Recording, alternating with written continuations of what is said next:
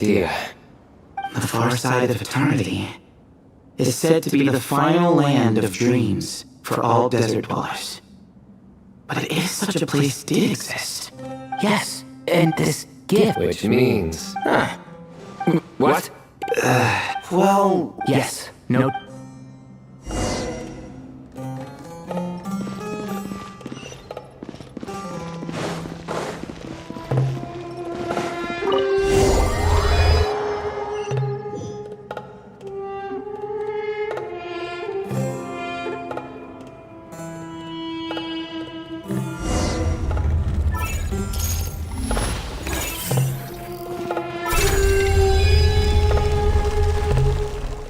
Jeez, who knew a suitcase could be so fast?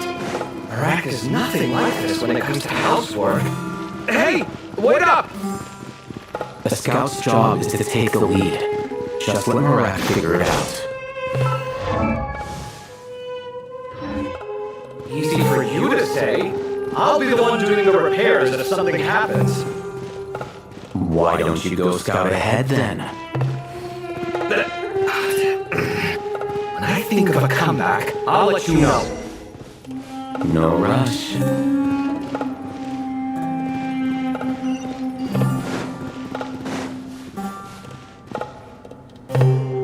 Oh, Marak stopped. What is it? Found something? Looks like something covered in sand. Let's get it out then. Come on. Oh, it's a stone slab. Good job, Marak.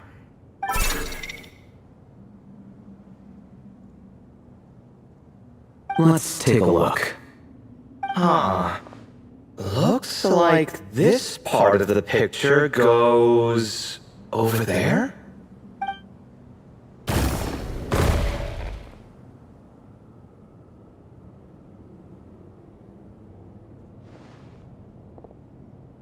In that case, there must be other pieces. All right, then let's look around. Hey! Why are you sitting down? I thought Marak was helping. Oh, so you do know what that word means. Great. Are we supposed to just sit back while Marak does all the work? No, I doubt you could do that. Exactly.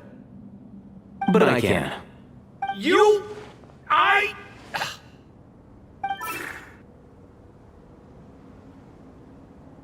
See? It's all coming back to me. How insufferable it is to work with this no-good, do-nothing... We could be more efficient, I agree. I'll work on this piece. You take care of the rest.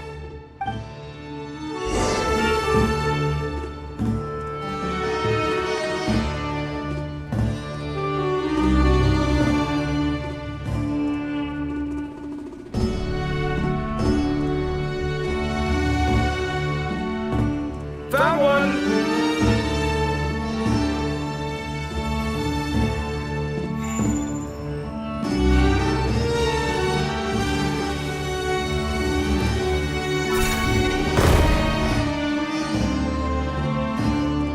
Good teamwork!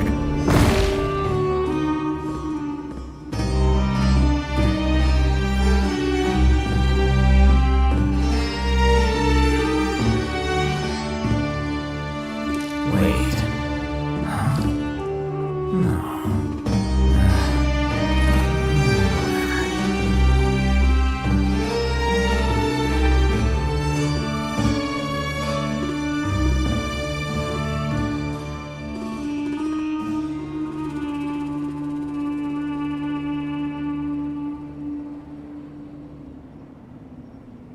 Book learning alone is not enough to cultivate intelligence. All those scholars in the academia are prime examples.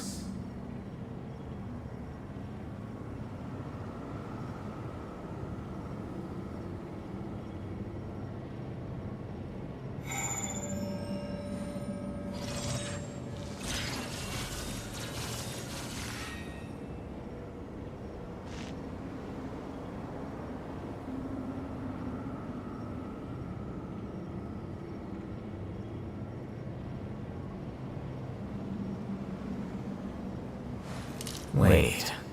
Huh? No. Whatever.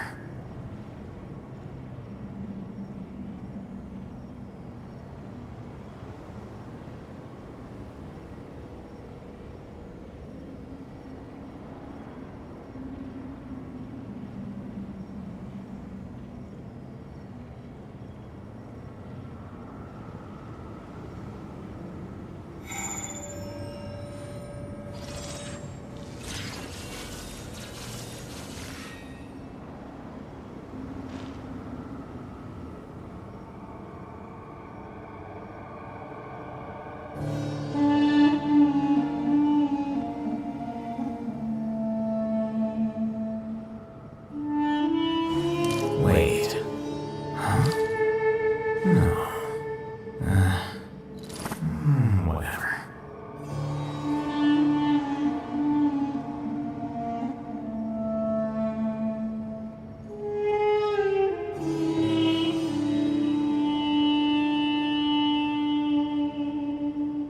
The scribe's work is simple, which is exactly why I took the position.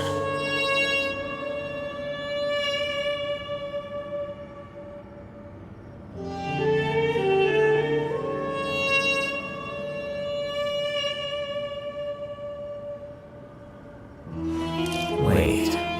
Huh? No. Whatever.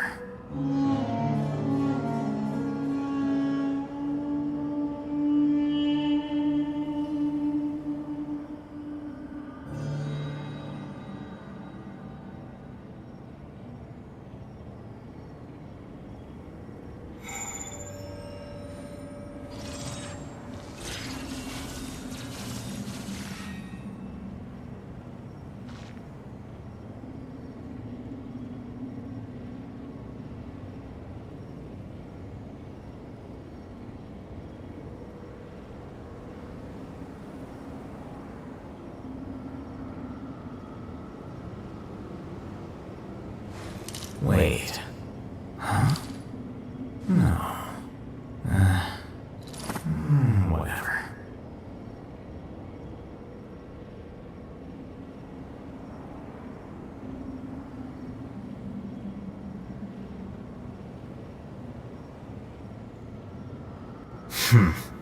There have been many poorly written applications lately. I guess I'll just have to reject them all.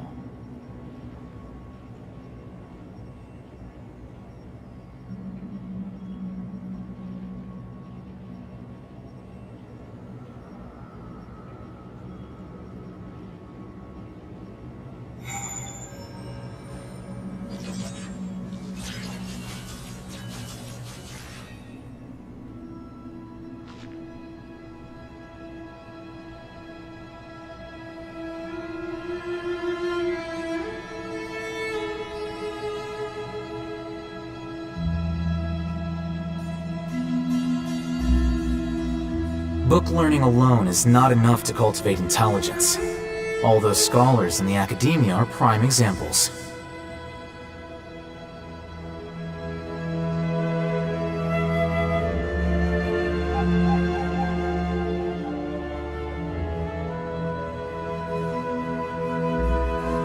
Wait. Huh? No. Whatever.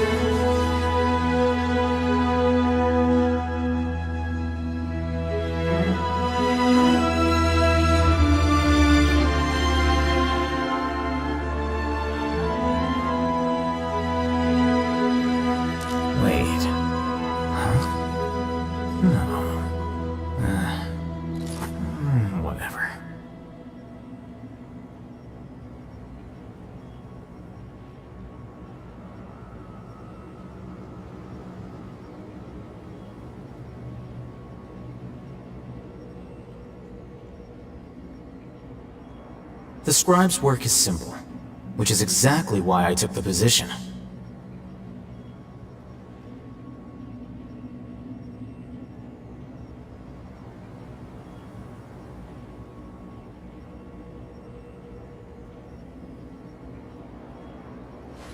Wait. Huh? No. Whatever.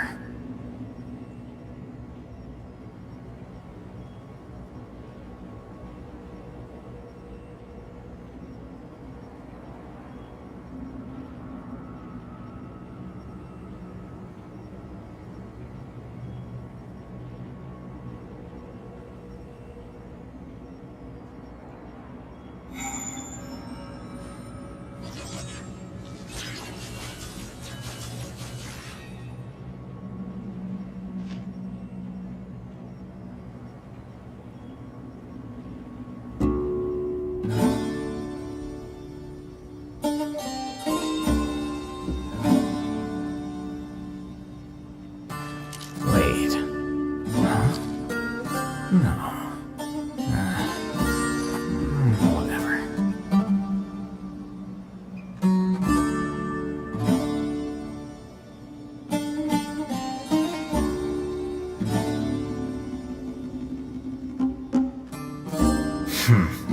There have been many poorly written applications lately. I guess I'll just have to reject them all.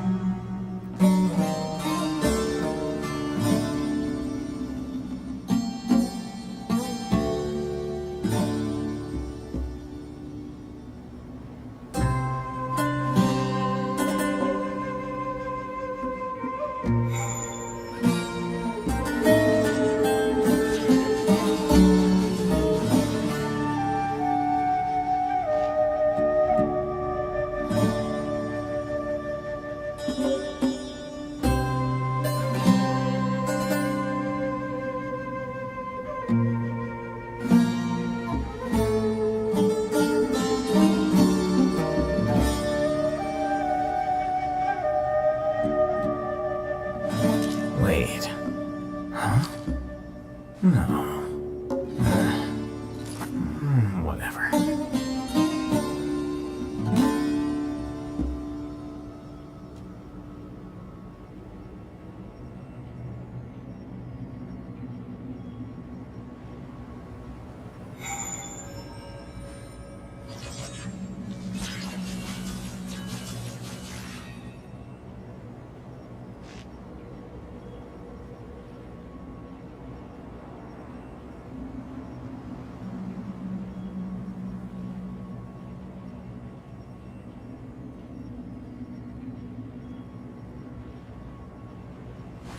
Wait. Huh? No. Whatever.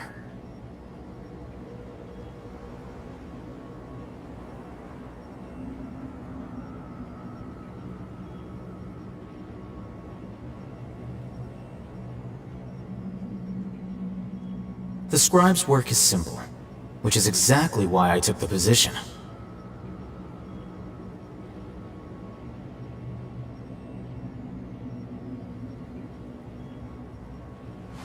Wait. Huh? No. Whatever.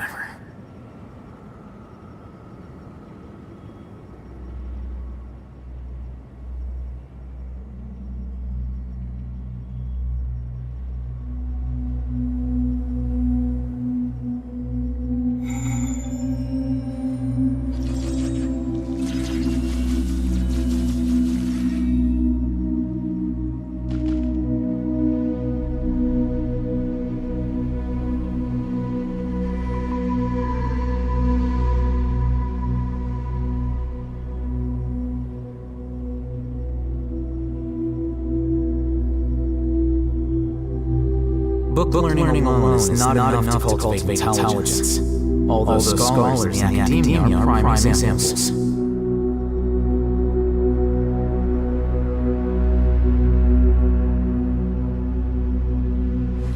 Wait. Huh? No. Whatever.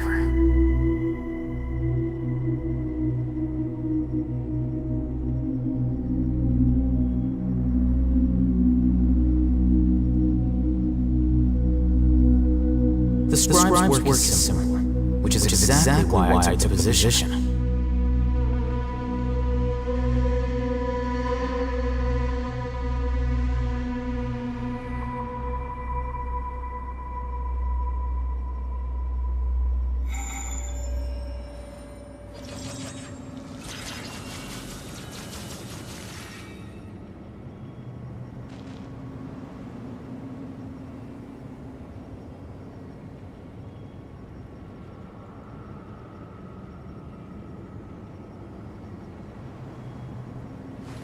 Wait.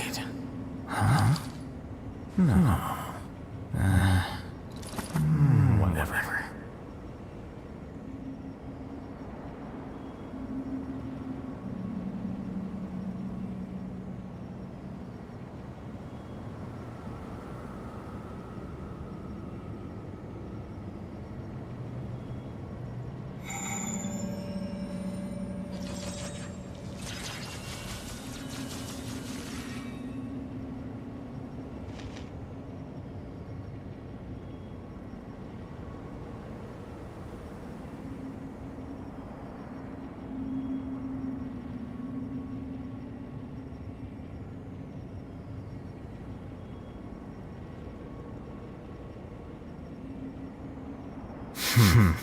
There have been many poorly written applications lately. I guess I'll just have to reject them all.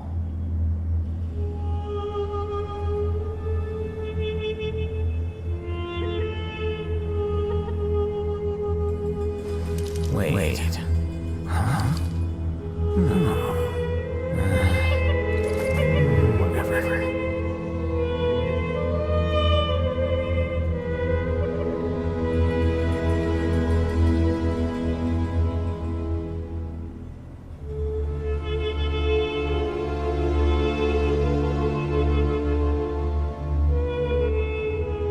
The scribe's work is similar, which is exactly why I took the position.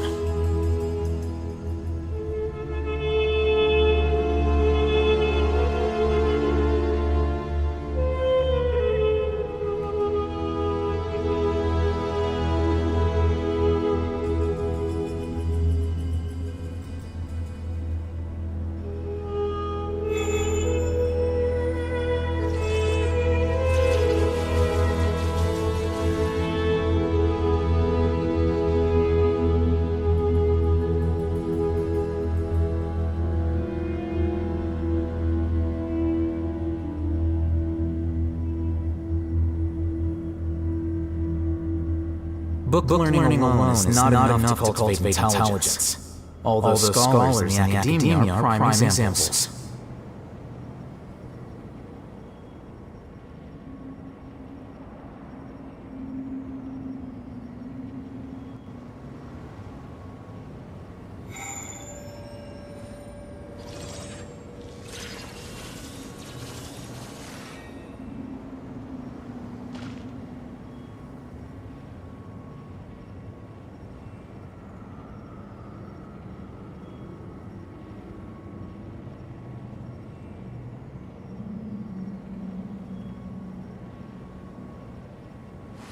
Wait. Huh? No. Whatever.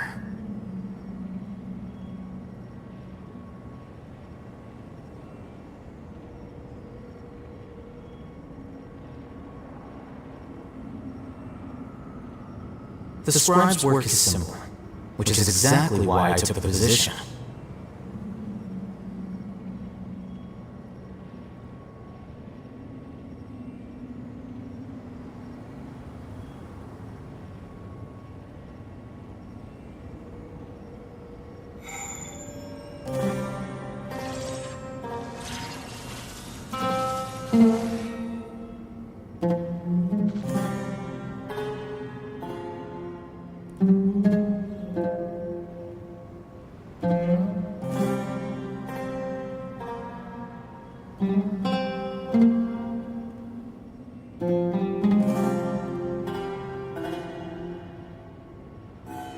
Book learning alone is not enough to cultivate intelligence, although scholars in the academia are prime examples.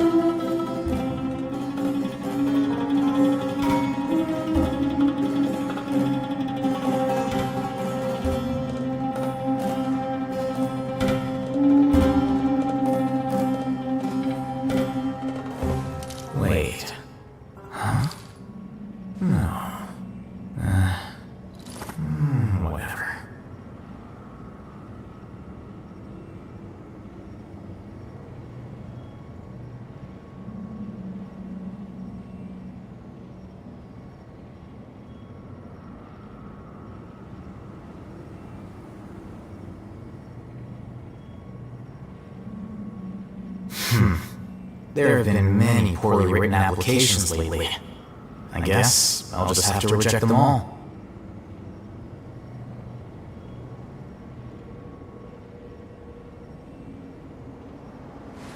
Wait. Huh? No. Whatever.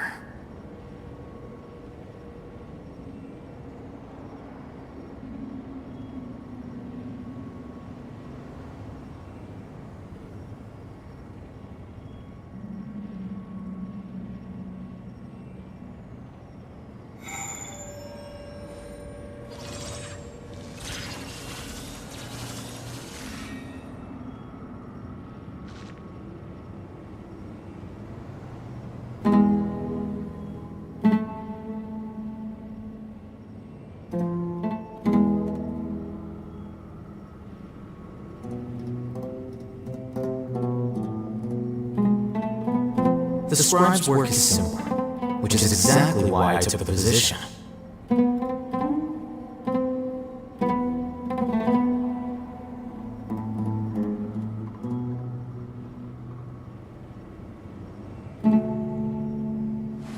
Wait. Huh? No. Whatever.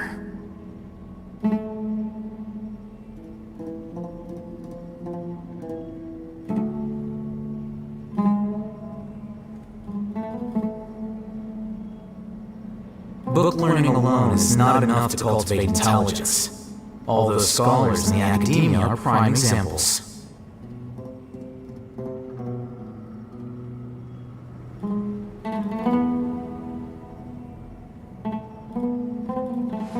Wait. Huh? No. Whatever.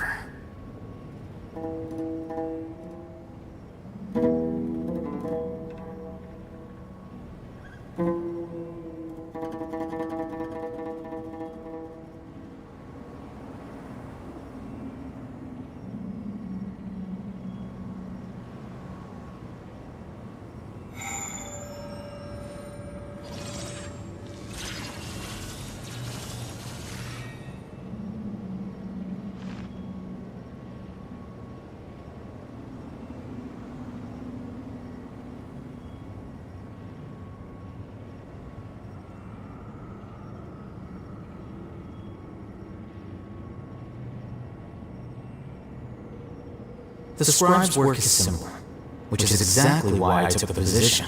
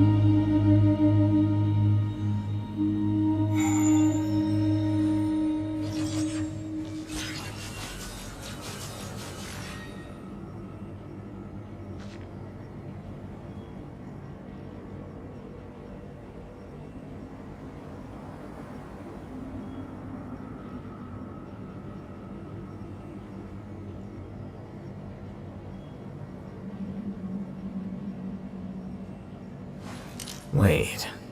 Huh? No. Whatever.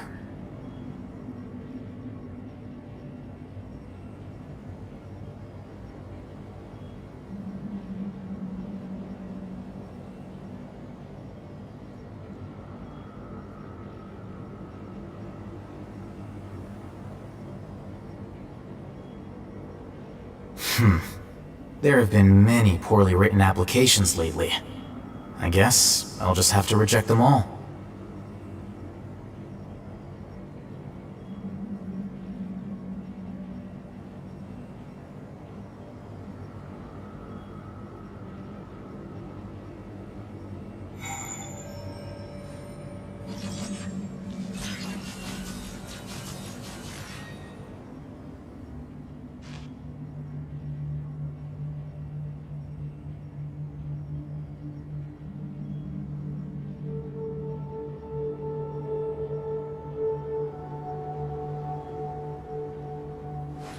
Wait.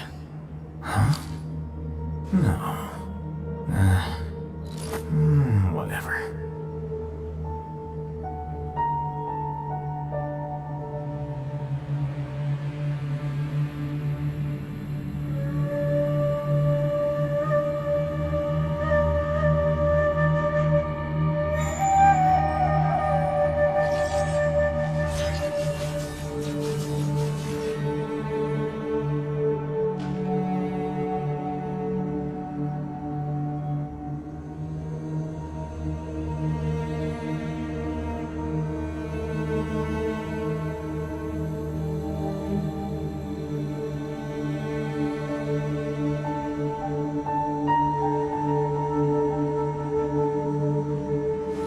Wait.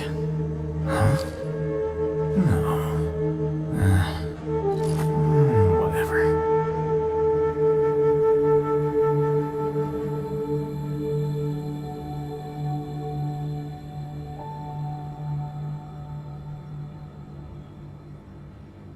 Book learning alone is not enough to cultivate intelligence. All those scholars in the academia are prime examples.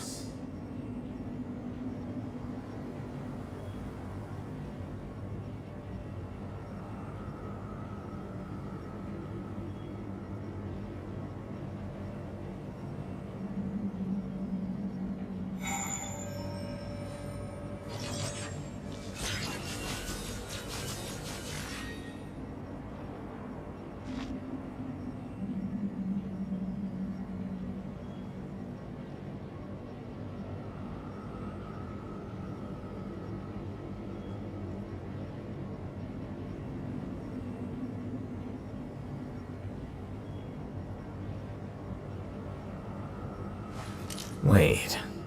Huh? No.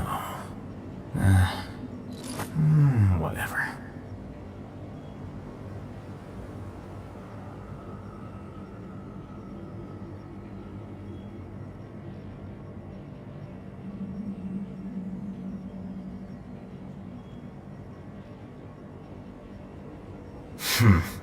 There have been many poorly written applications lately. I guess I'll just have to reject them all.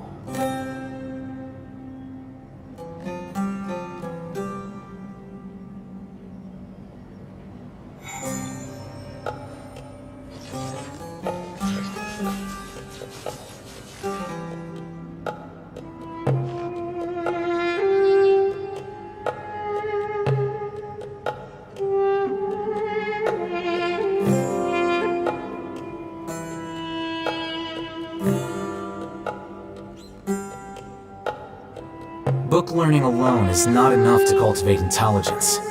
All those scholars in the academia are prime examples.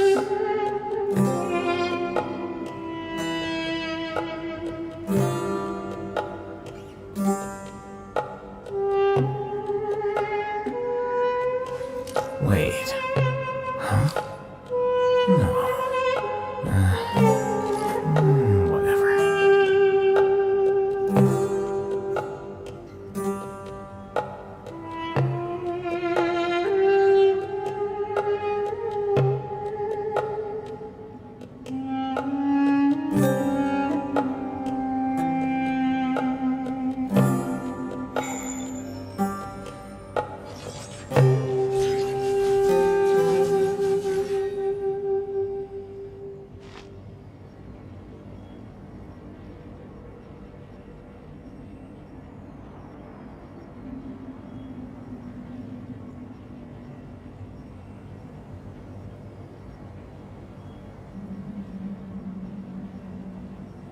The scribe's work is simple, which is exactly why I took the position.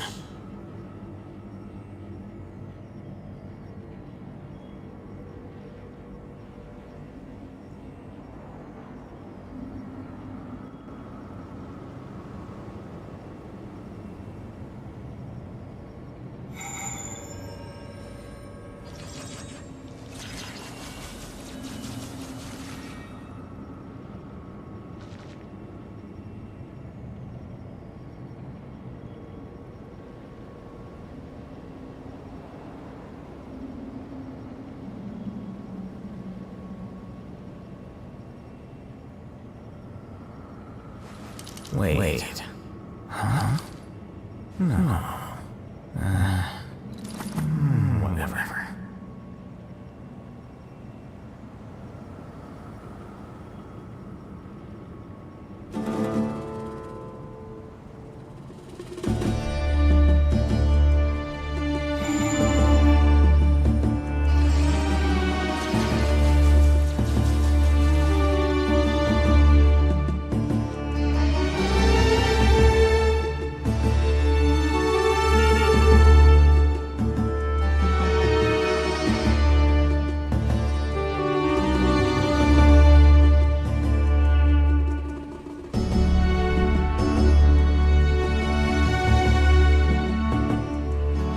Book learning alone is not enough to cultivate intelligence, although scholars in the academia are prime examples.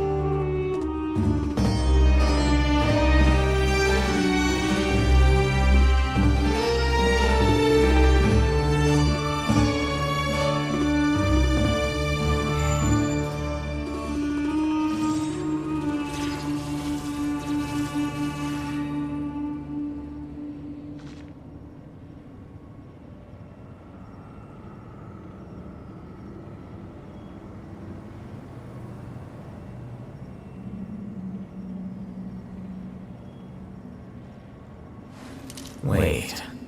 Huh? No. Whatever.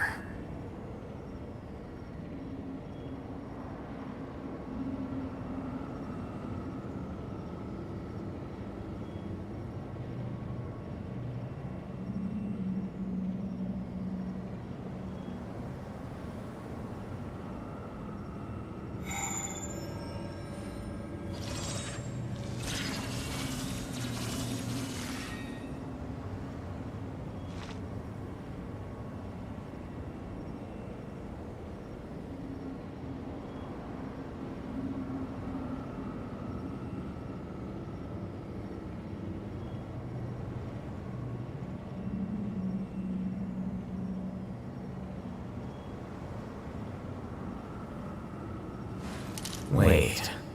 Huh? No. Whatever.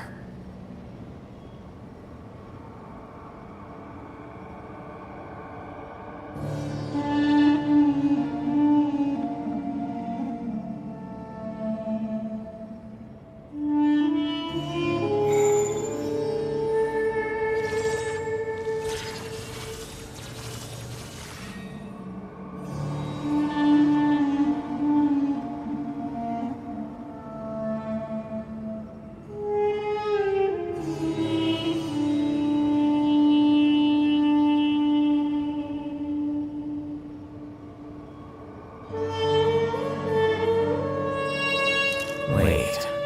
Huh? No. Whatever.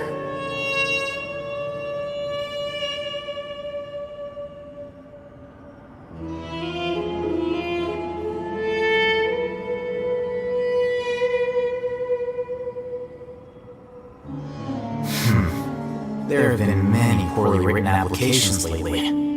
I guess I'll just have to reject them all.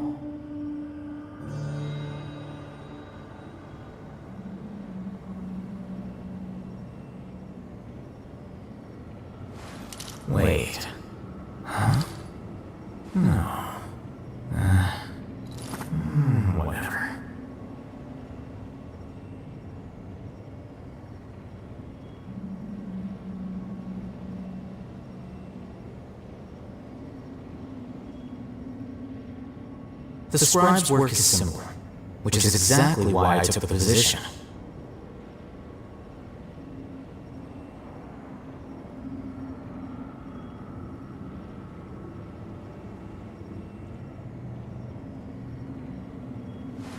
Wait. Huh? No. Whatever.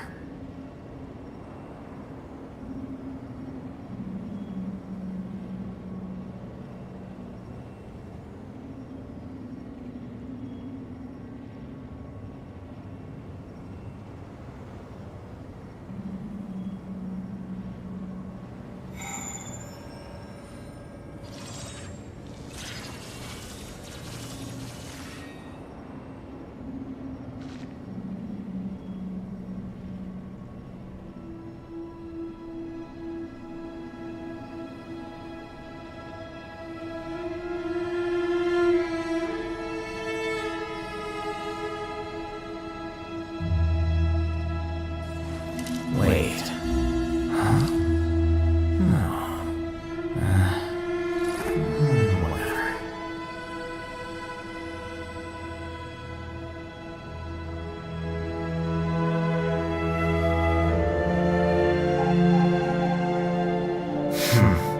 There have been many poorly written applications lately. I guess I'll just have to reject them all.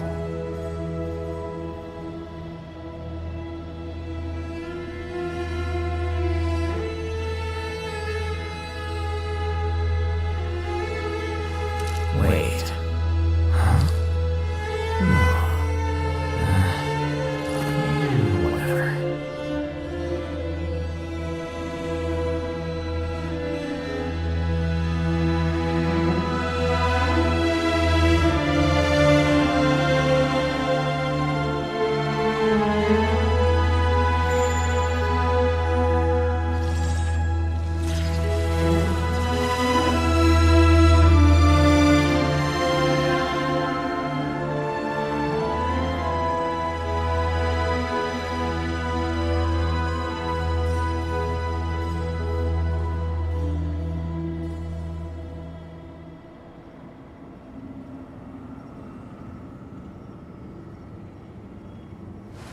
Wait. Huh? No. Whatever.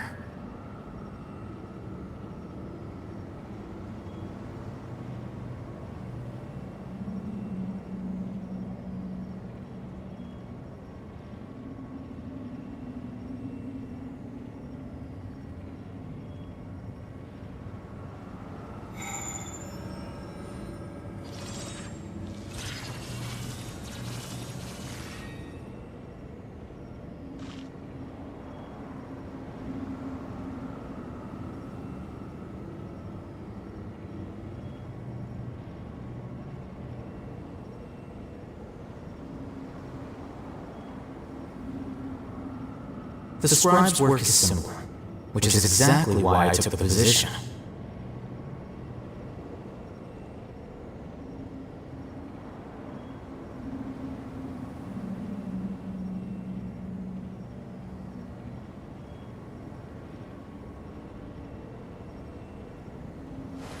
Wait. Huh?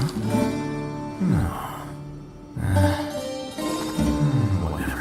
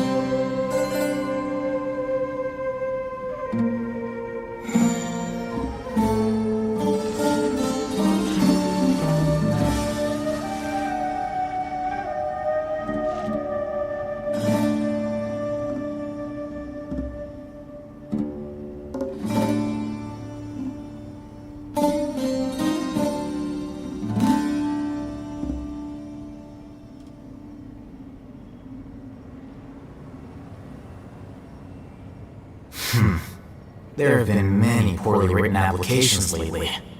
I guess I'll just have to reject them all.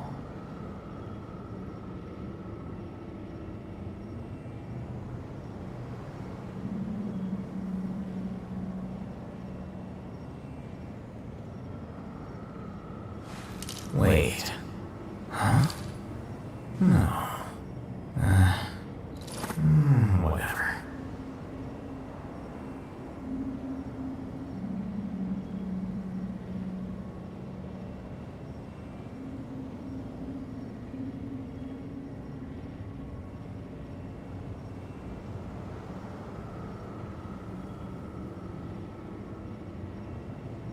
Book learning alone is not enough to cultivate intelligence.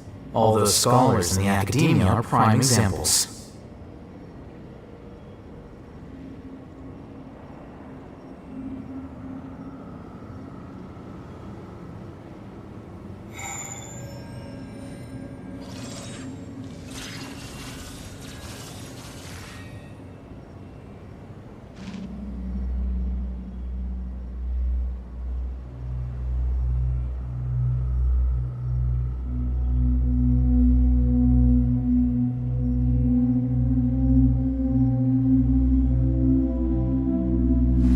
Wait. Huh? No. Whatever.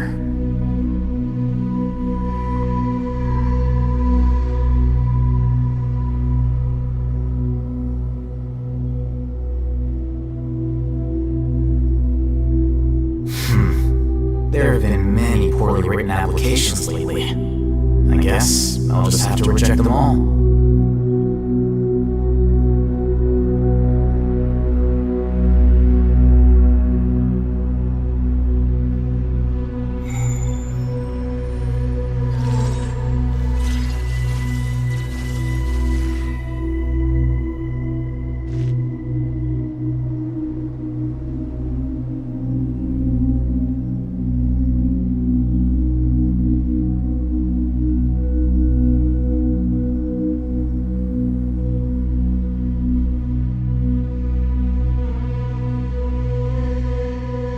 The scribe's work is simple, which is exactly why I took the position.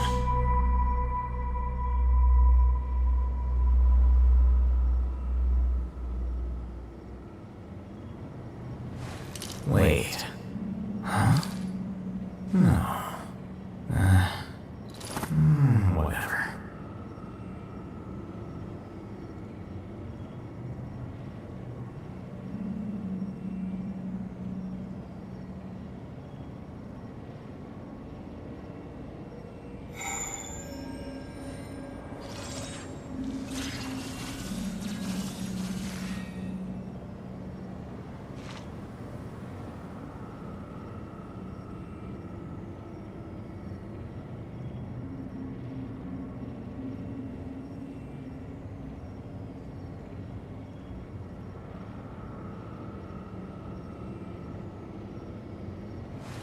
Wait. Huh? No. Whatever.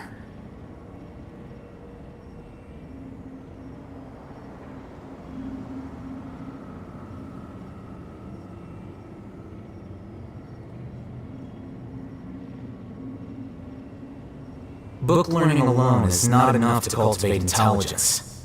All those scholars in the academia are prime examples.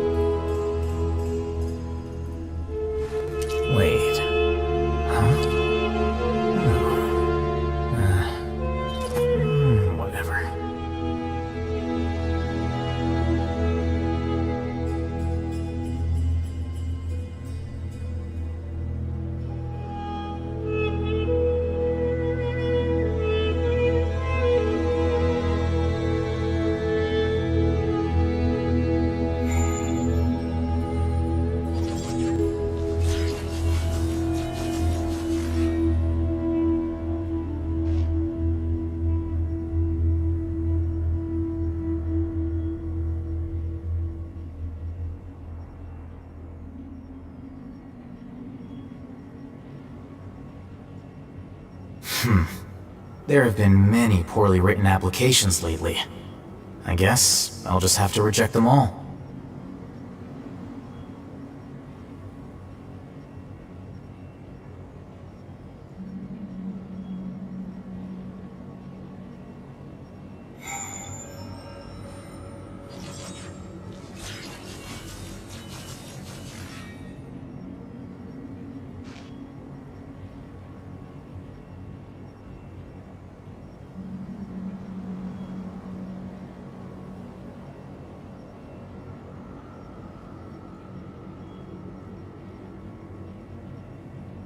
The scribe's work is simple, which is exactly why I took the position.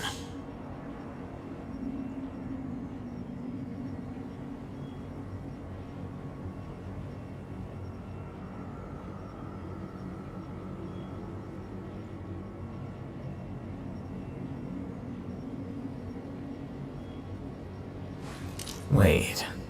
Huh? No. Whatever.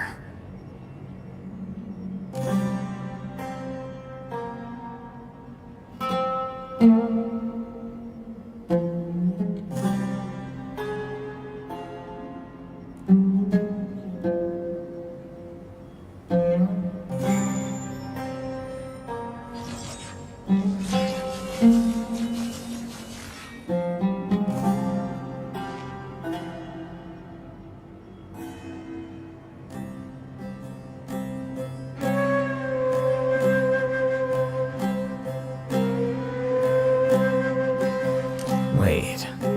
Huh? No. Whatever.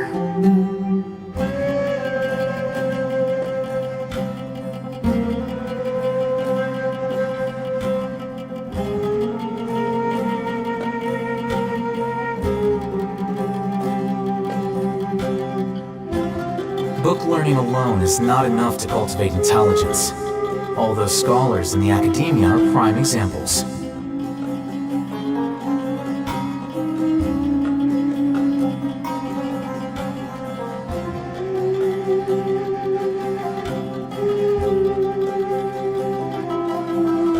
Wait. Huh? No. Whatever.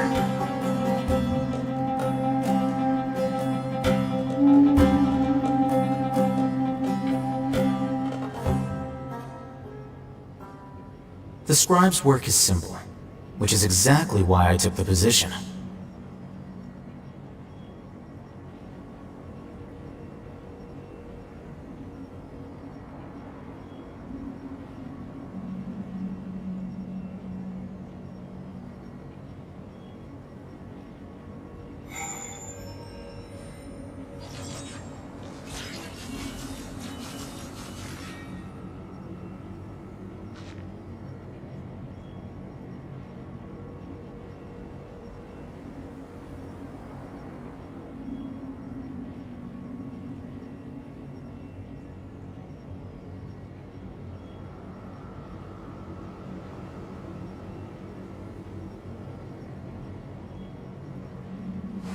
Wait. Huh? No. Whatever.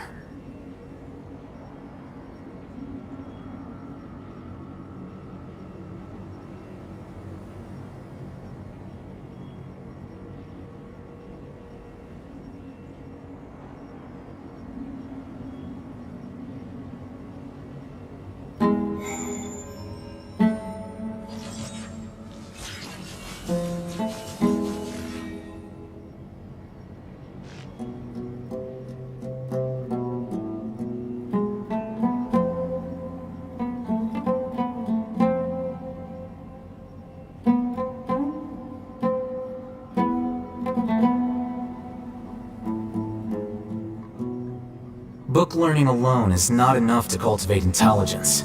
All those scholars in the academia are prime examples.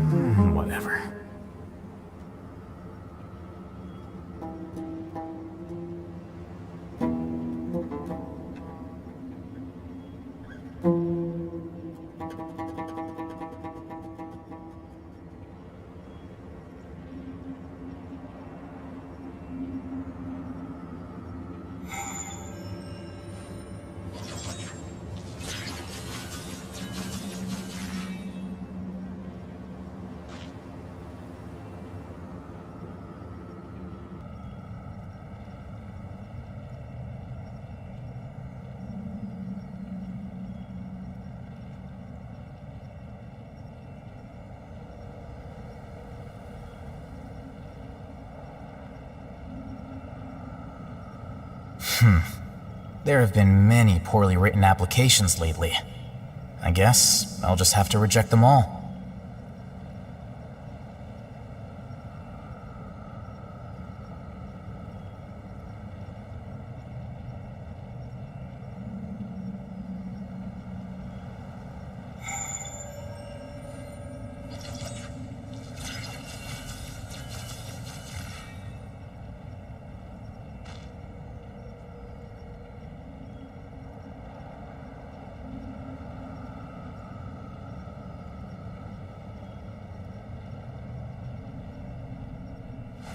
Wait.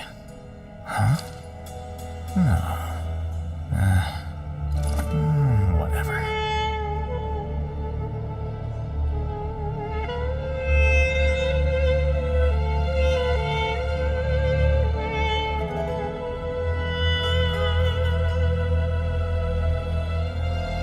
Book learning alone is not enough to cultivate intelligence.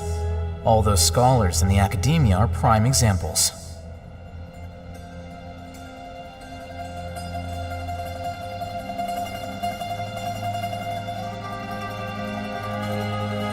Wait. Huh? No. Whatever.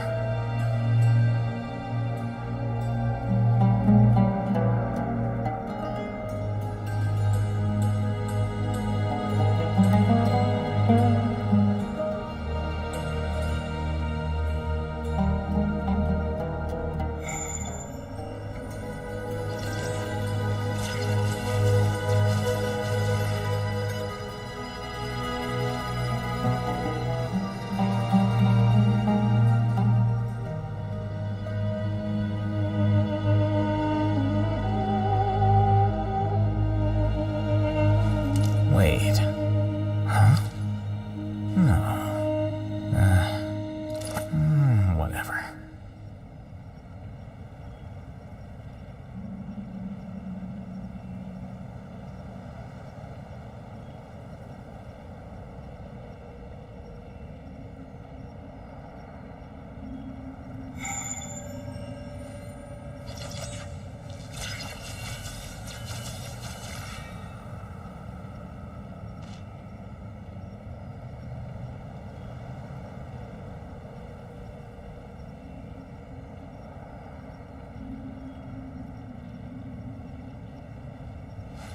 Wait. Huh? No. Whatever.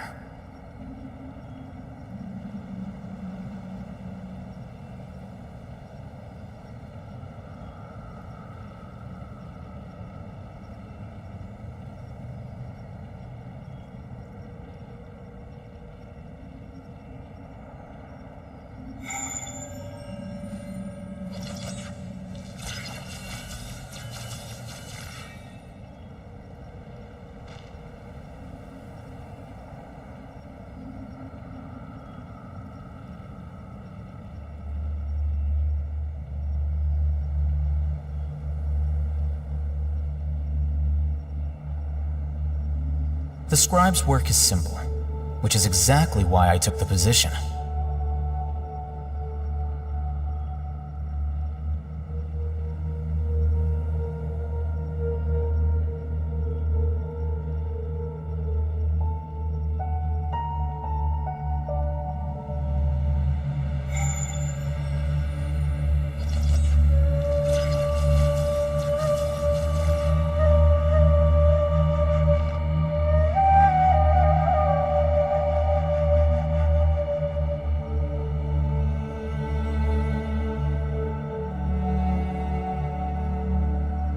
Book learning alone is not enough to cultivate intelligence. All those scholars in the academia are prime examples.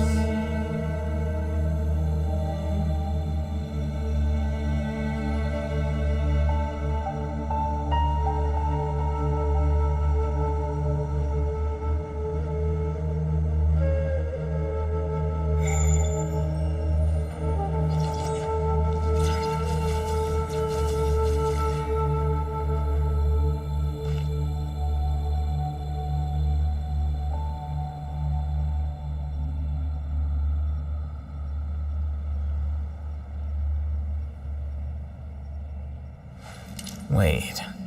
Huh? No. Whatever.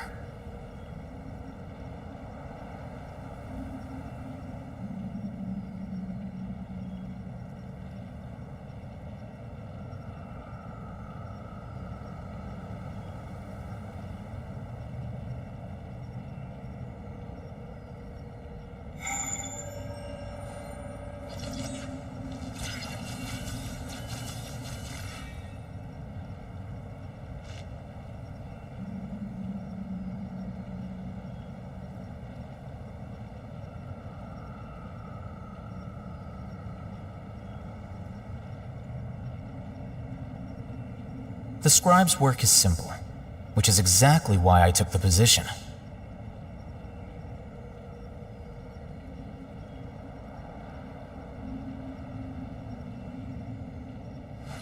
Wait. Huh?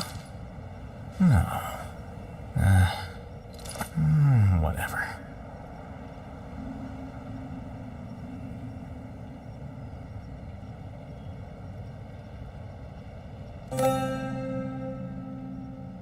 Book learning alone is not enough to cultivate intelligence. All those scholars in the academia are prime examples.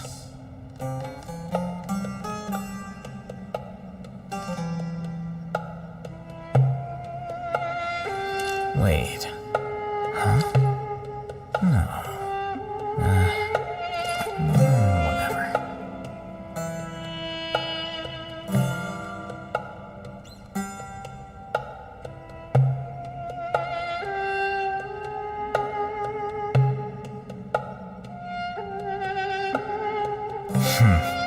There have been many poorly written applications lately. I guess I'll just have to reject them all.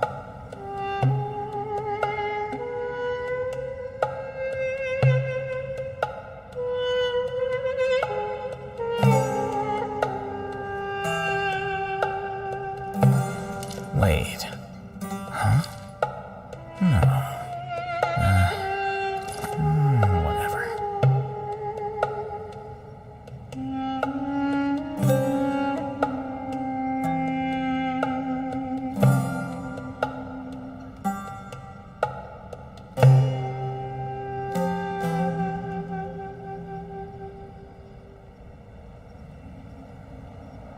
Book learning alone is not enough to cultivate intelligence.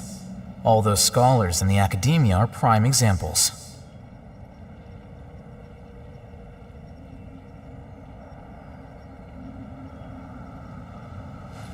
Wait. Huh? No. Whatever.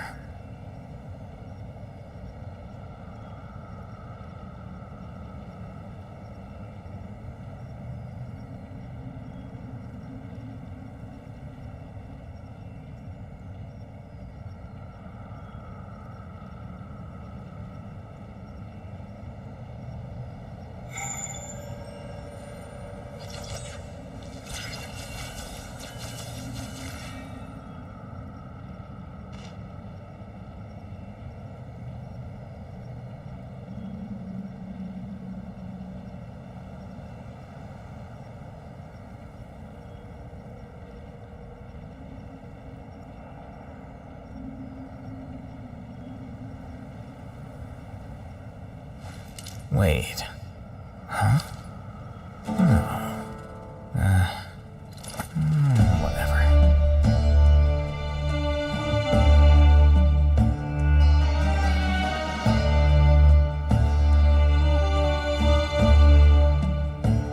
The scribe's work is simple, which is exactly why I took the position.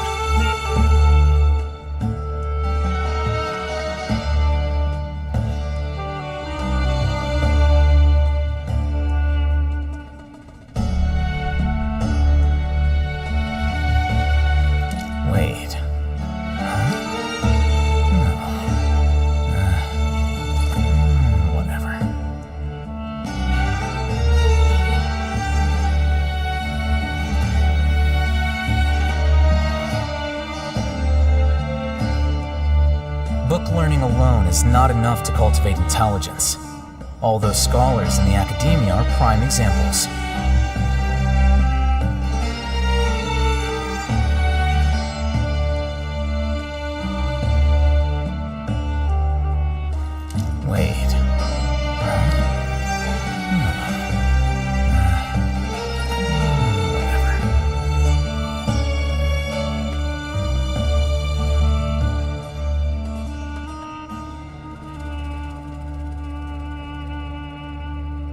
The scribe's work is simple, which is exactly why I took the position.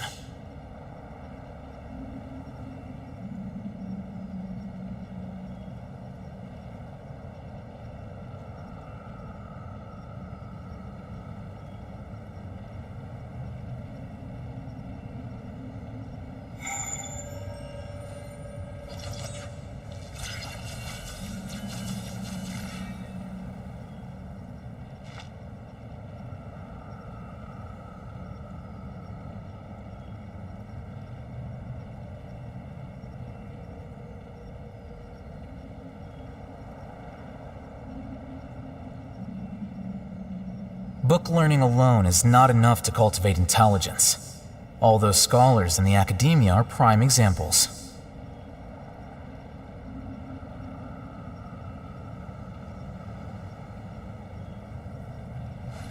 Wait.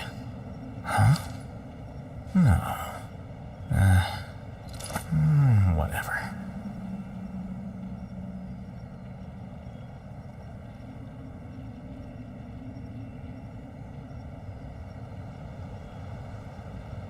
The scribe's work is simple, which is exactly why I took the position.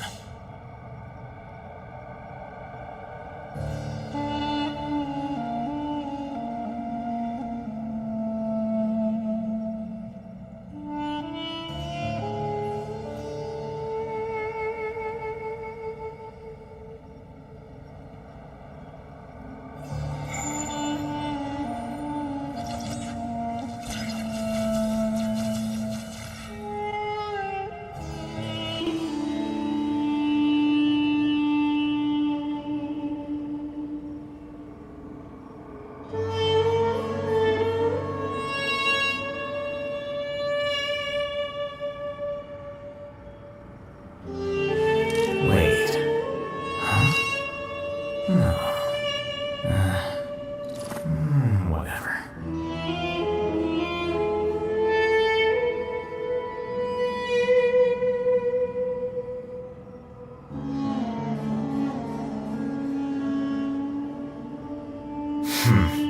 There have been many poorly written applications lately. I guess I'll just have to reject them all.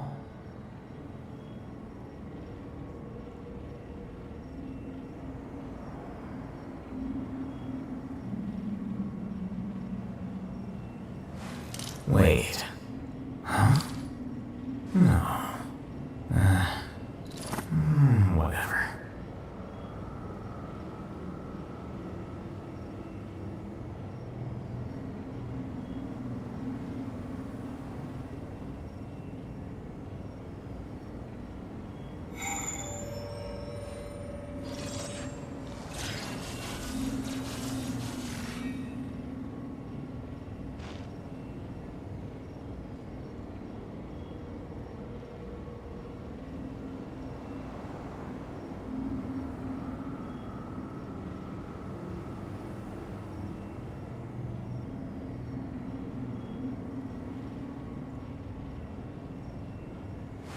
Wait.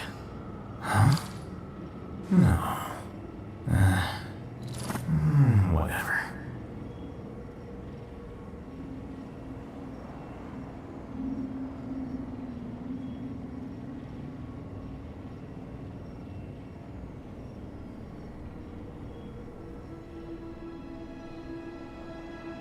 The scribe's work is simple, which is exactly why I took the position.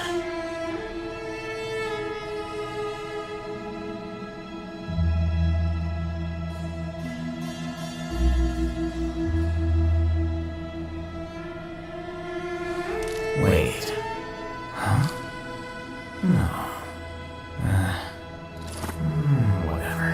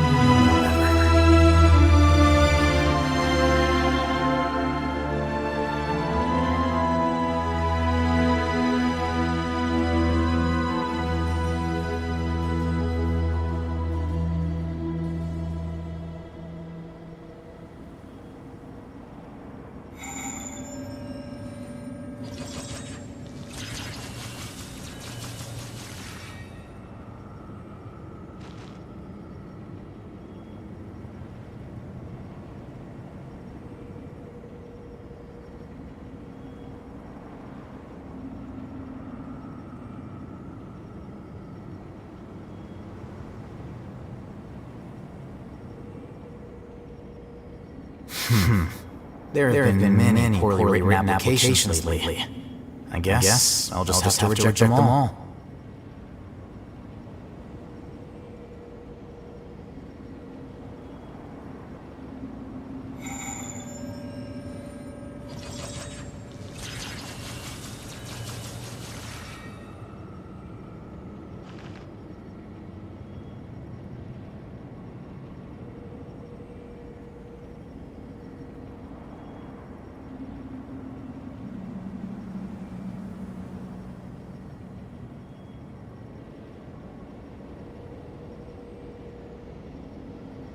The scribe's work is simple, which is exactly why I took the position.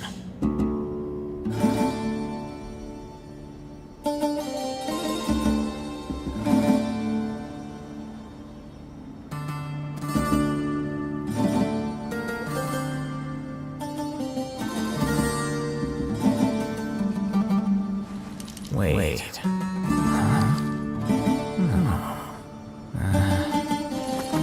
Whatever.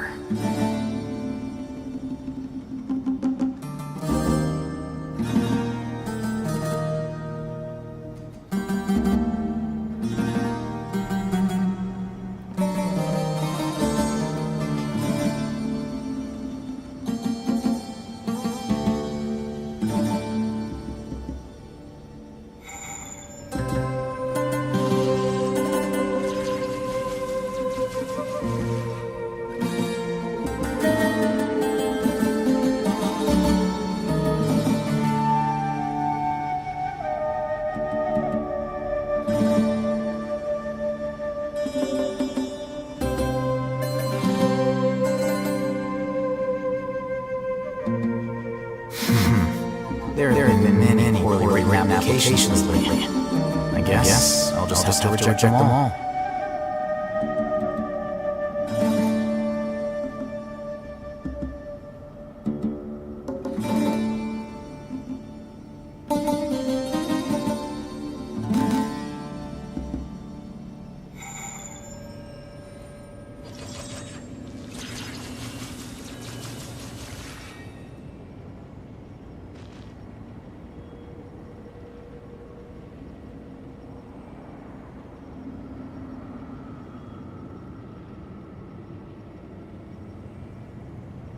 Book learning alone is not enough to cultivate intelligence, although scholars in the academia are prime examples.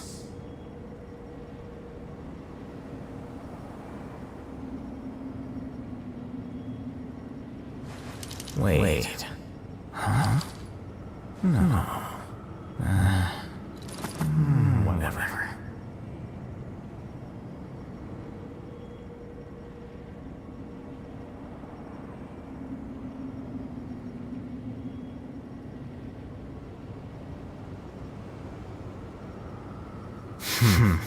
There have been many poorly written applications lately.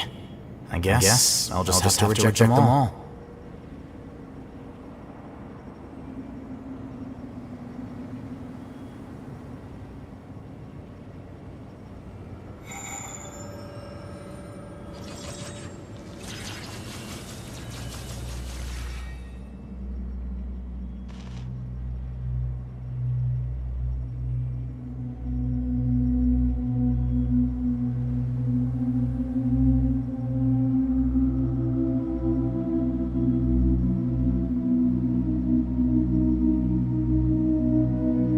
The scribe's work is simple, which is exactly why I took the position.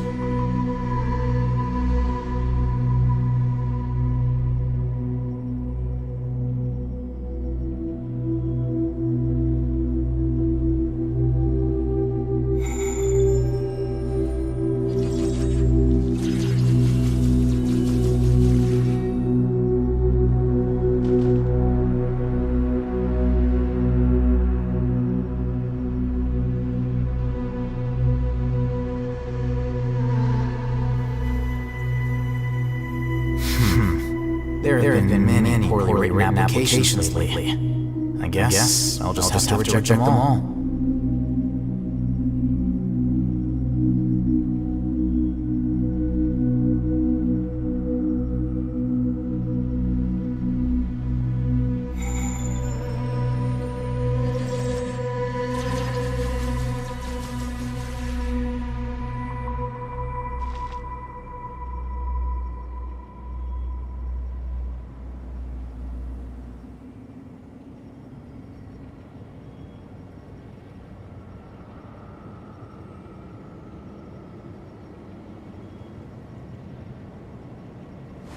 Wait.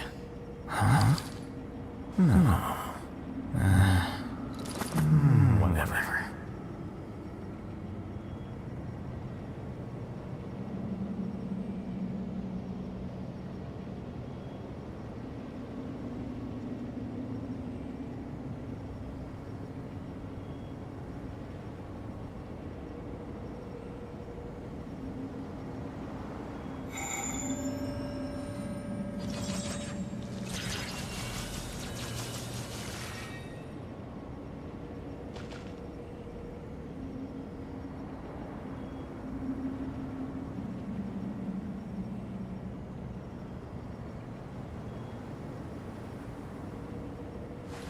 Wait. Huh? No. Whatever.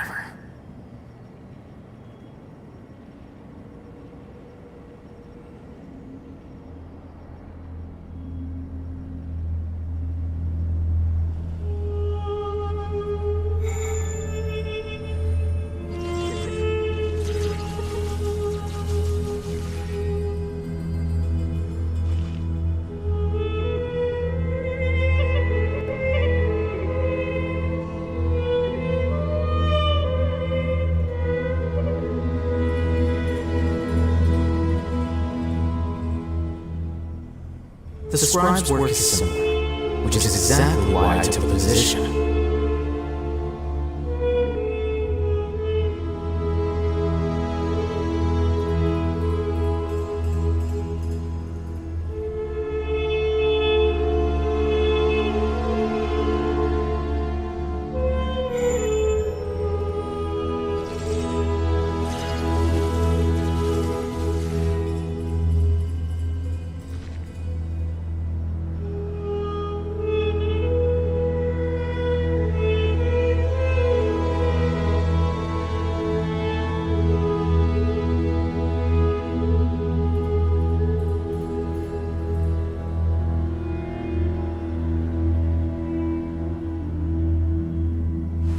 Wait. Huh? No. Whatever.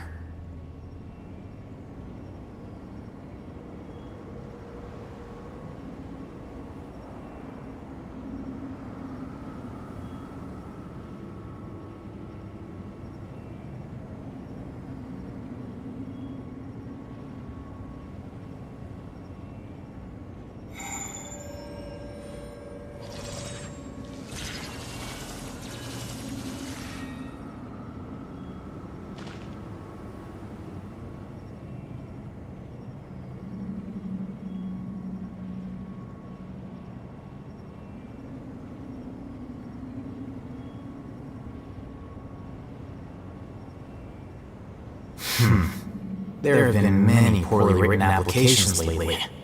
I guess I'll just have to reject them all.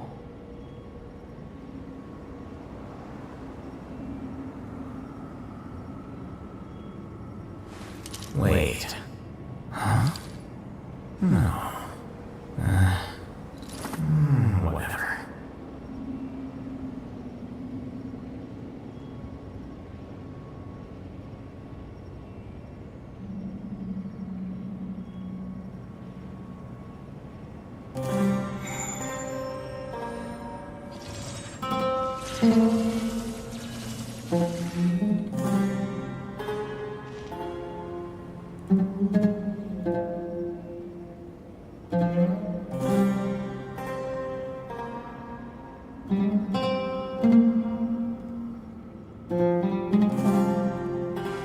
Wait. Huh? No. Whatever.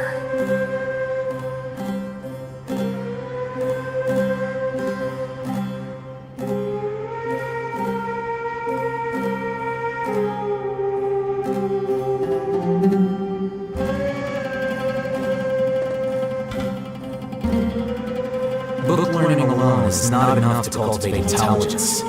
All those scholars in the academia are prime examples.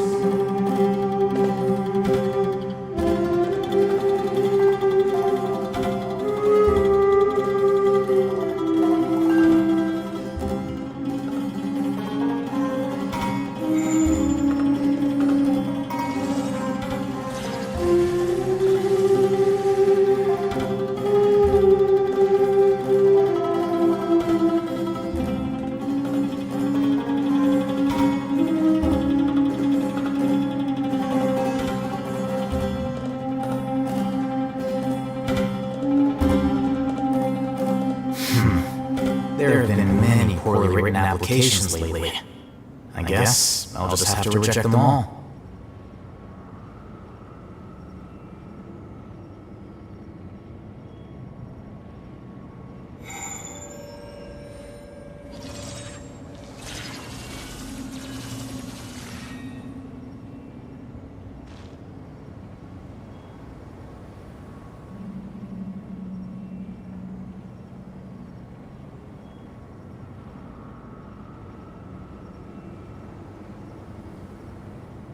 Book learning alone is not enough to cultivate intelligence. All those scholars in the academia are prime examples.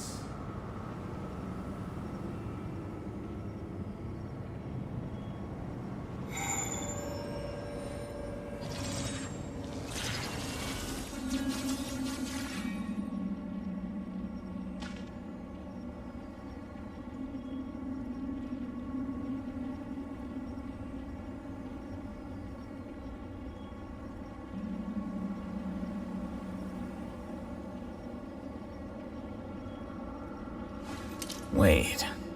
Huh? No. Whatever.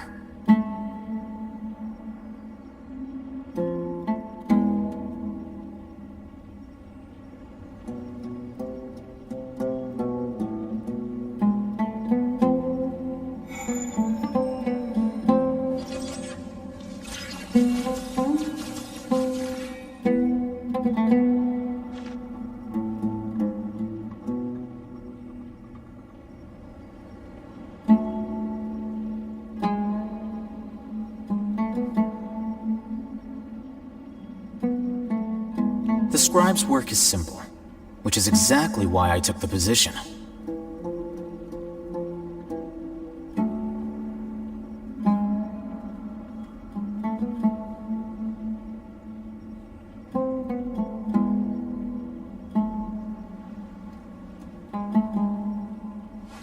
Wait. Huh? No. Whatever.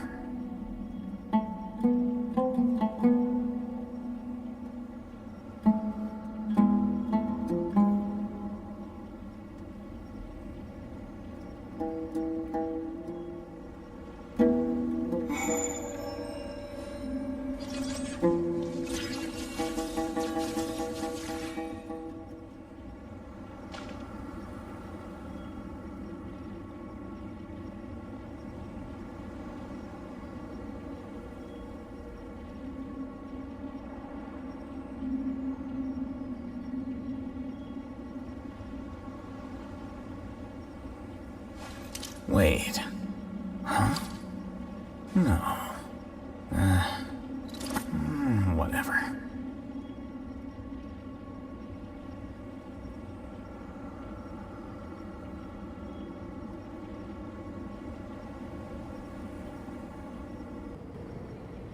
Book learning alone is not enough to cultivate intelligence.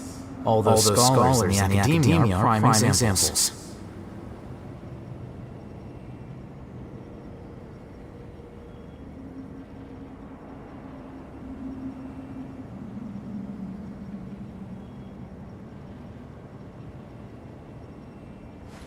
Wait. Huh? No. Whatever.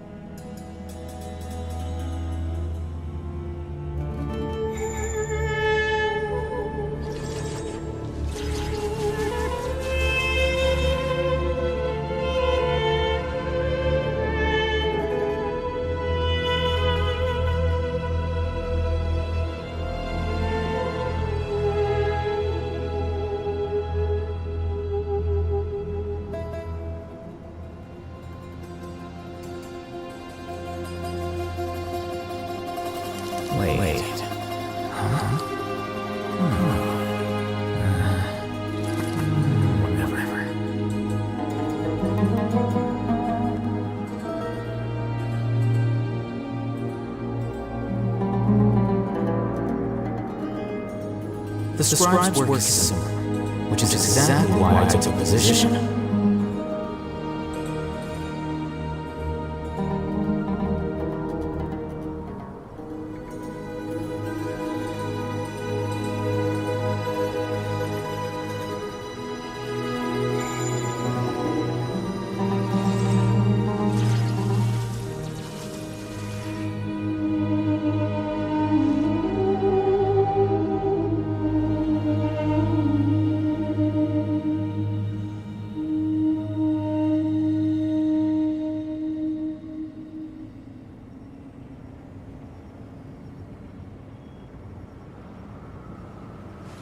Wait. Huh? No. Whatever.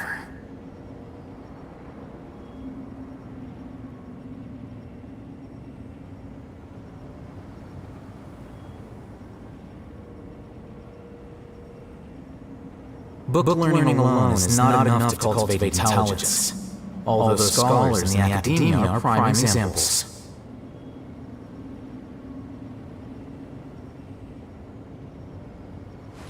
Wait. Huh? No. Whatever.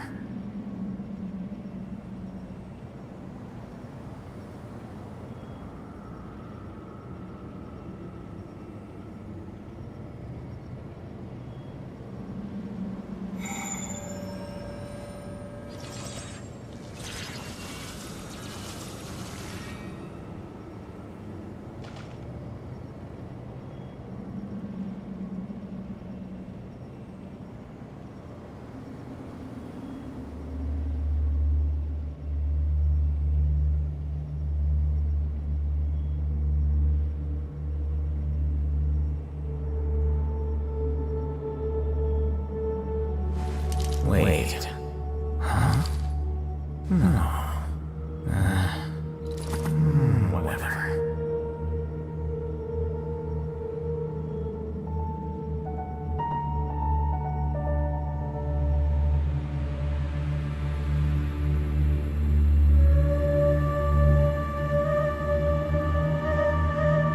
The scribe's work is similar, which is exactly why I took the position.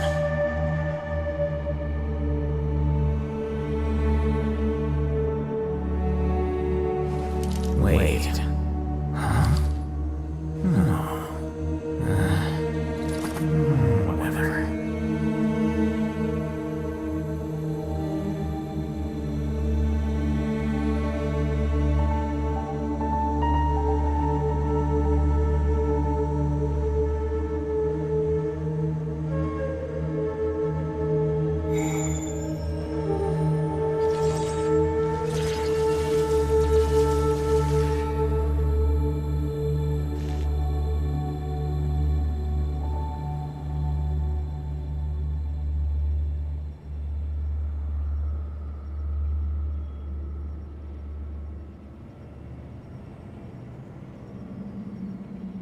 Book learning alone is not enough to cultivate intelligence, although the scholars in the academia are prime examples.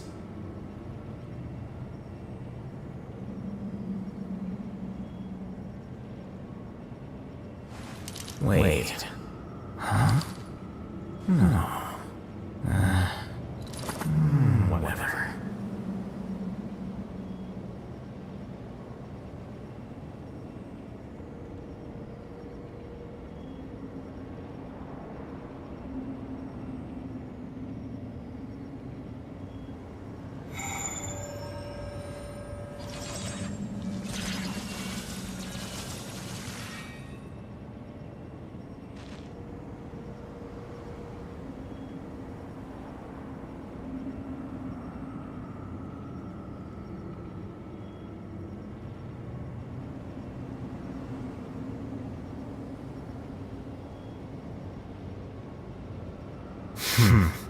There have been many poorly written applications lately. I guess I'll just have to reject them all.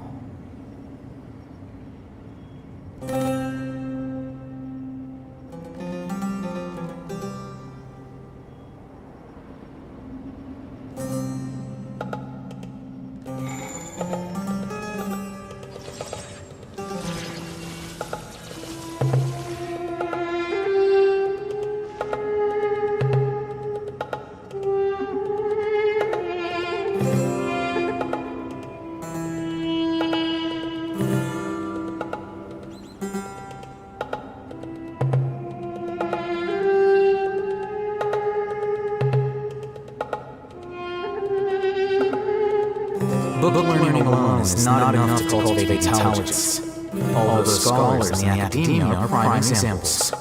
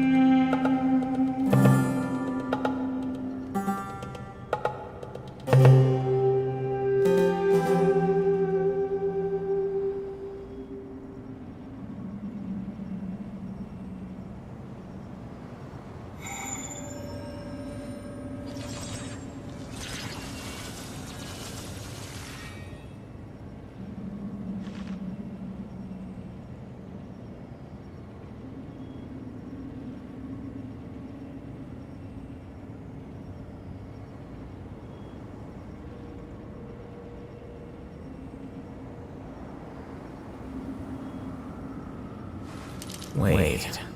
Huh? No. Whatever.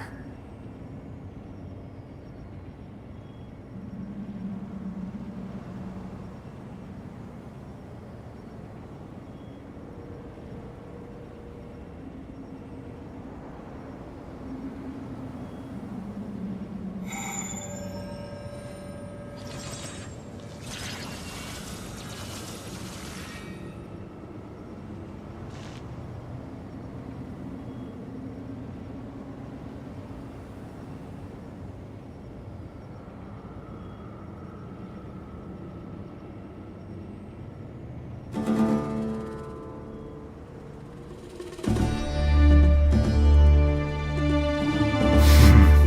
There have been many poorly written applications lately. I guess I'll just have to reject them all.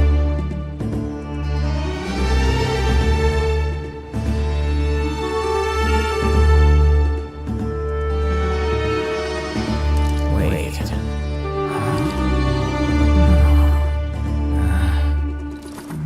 Whatever.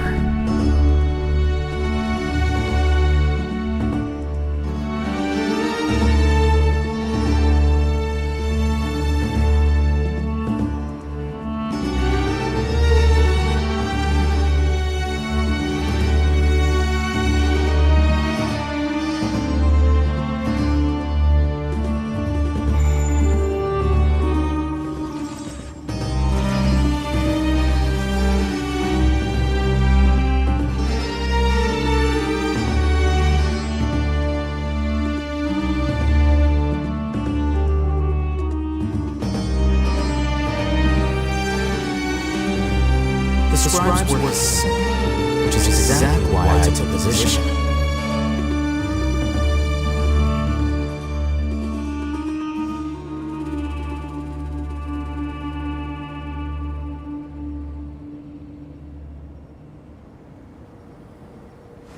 Wait. Huh? No. Whatever.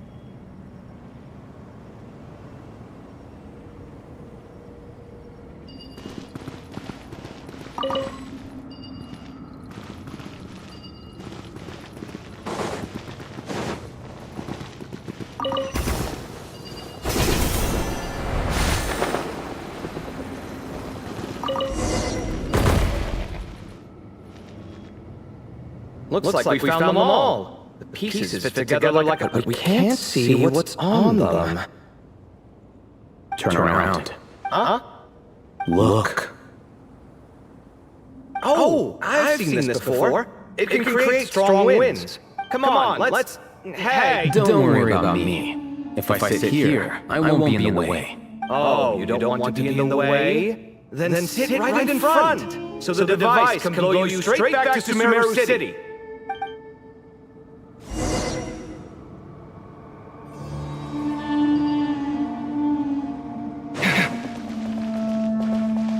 Scanning.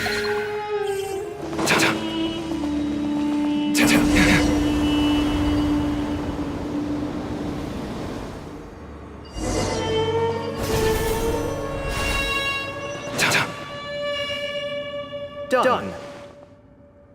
Huh. That's one big cat. And there's a shattered crown. I think it's depicting some kind of story. Look, there's writing too. The Ibis King answered the young Knoll, granting him the wisdom he sought. But the fragile crown was shattered by lies in the end. Here I leave the name, Gudars. Gudars? I've seen that name in a history book before. He was a young noble who sought to save his realm, and a king who once united the desert. That's right. Although his methods were rather shameful. During his long reign, he betrayed his family and the nobles who supported him, only realizing the error of his ways after his enemies left him nowhere to turn. But by then, it was too late. Seems like a common occurrence across history. Different people, same mistakes. It's an inevitable pattern, destined to repeat itself.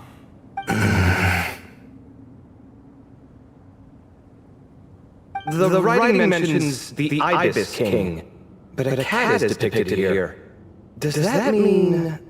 So far, what's depicted on the slab seems true to history. In which case, this cat is either a proxy for the Ibis King or a manifestation of said king himself. Exaggeration is a common method ancient records use to highlight a being of higher status. And as we know, Layla and Jur both heard the sound of a cat while escaping the ruin. You're saying the Ibis King, one of the legendary 7 pillars of King Deshret, is here, still helping those in need? I'm saying we can't rule it out.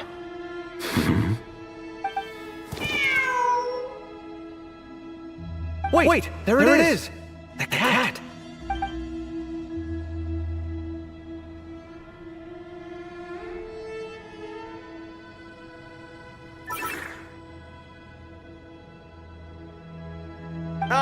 Marak went after him! The cat's showing us the way forward. Come, let's follow. Okay.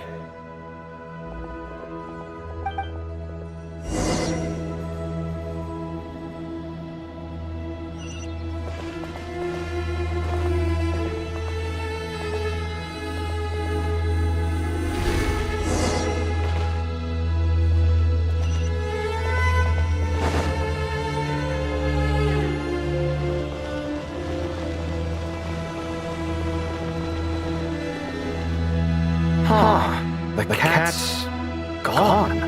Yes, but look where he led us. Oh. Another slab. It looks similar to the last one.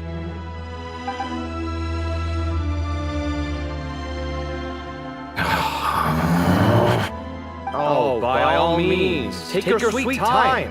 Wouldn't want you to overexert yourself.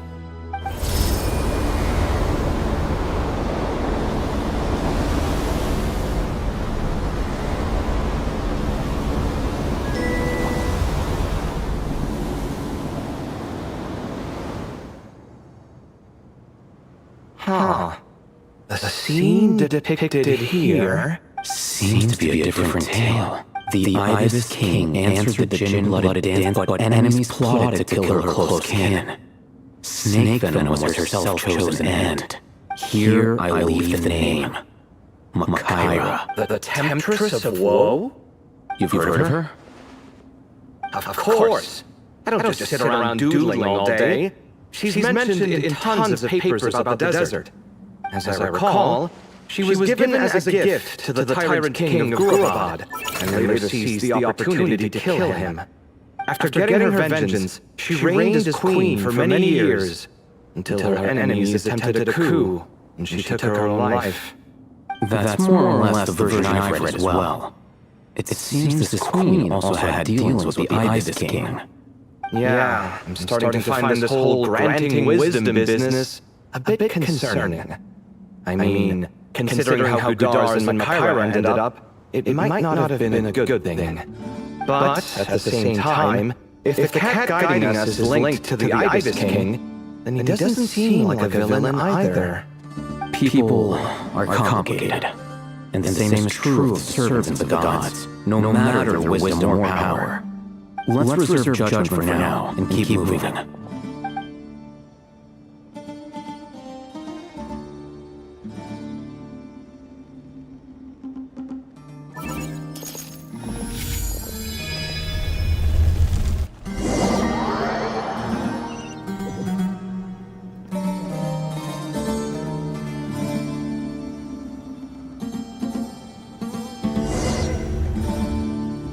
Oh, I meant to ask earlier. Have your memories come back, Layla? No, sorry. To be honest, nothing about this experience feels familiar. Besides, my focus is the stars, so I don't spend a lot of time exploring ancient ruins. Guess that makes us the senior researchers in this scenario. Stay close, alright, Layla? Okay.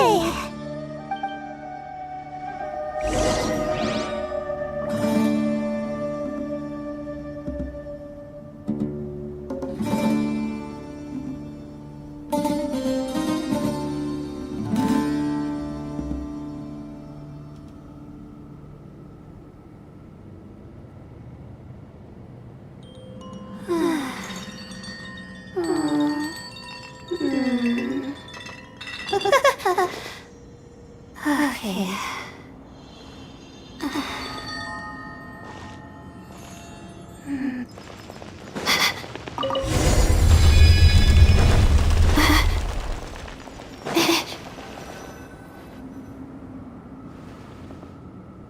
Wow, yeah. For such a big place, it's so empty. Sure must have been important now that you mention it. I've heard somebody, it sounds so nice. Stargazing from the comfort of your own home. Wait a second. I think I see something up there.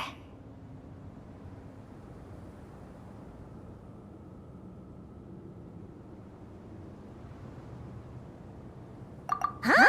How am I supposed to do that? Oh, right. Fine. Duh! Alright! Sit tight, everyone! Adventure Heimer will be right back!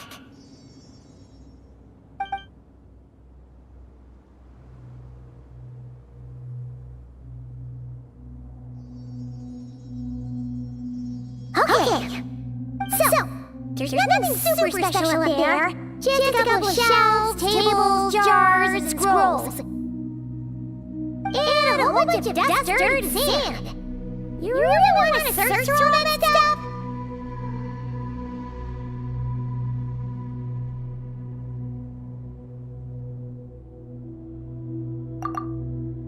Well, when you put it that way, come on then, let's see what we've got.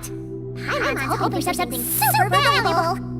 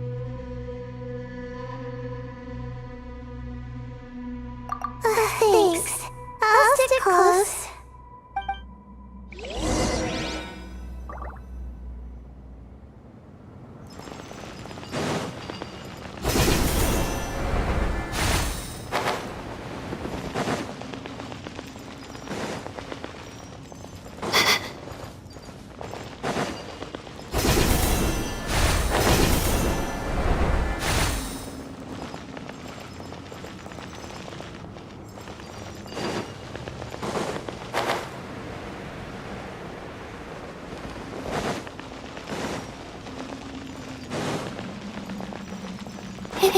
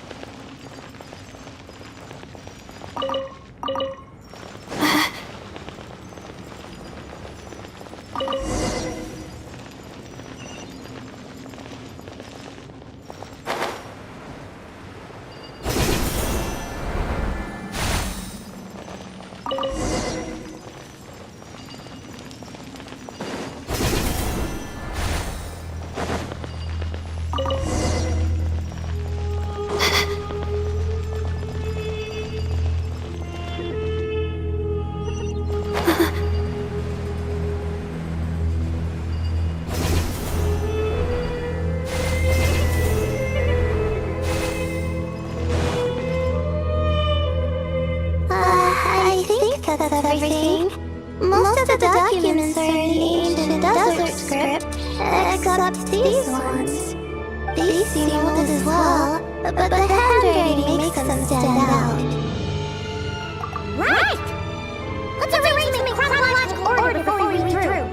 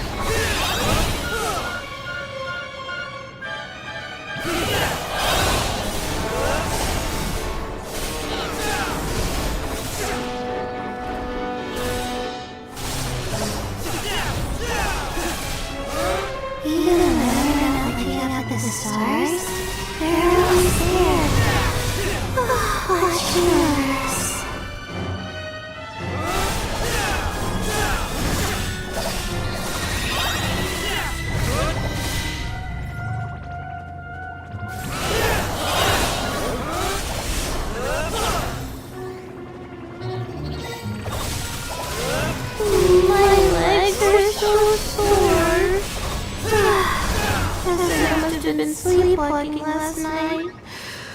Again.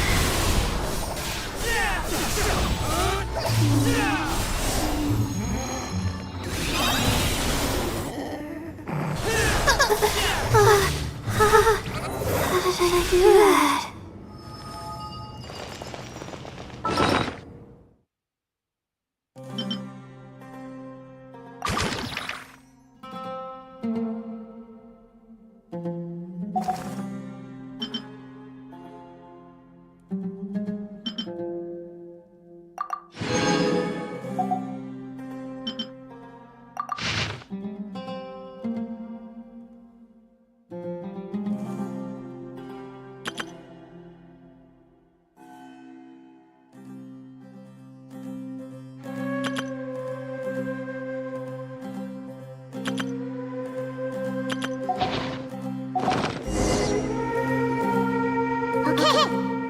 Let's take a look.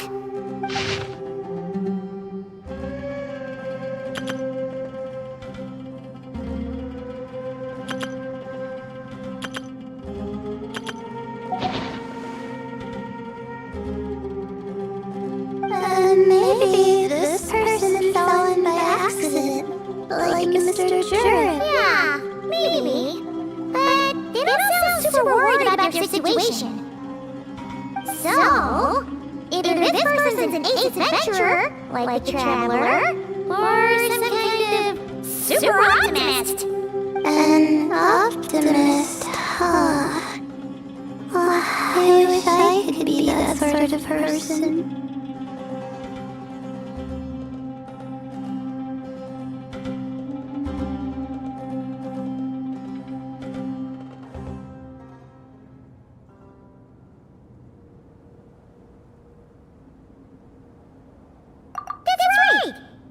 detailed and passionate. Great qualities for an adventuring buddy. This Optimus seems super obsessed with exploring every corner of this place. That could have gotten him in big trouble for all we know. Well, I appreciate the compliment. It's almost magical how words like that can make you feel like you can do anything.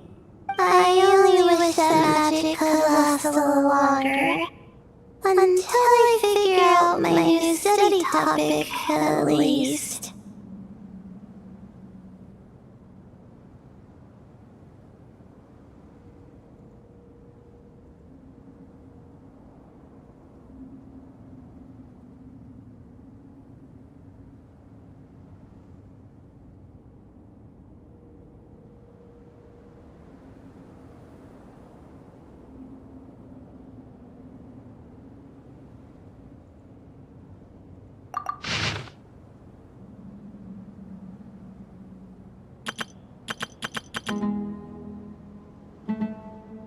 Oh, looks like you were spot on, Paimon.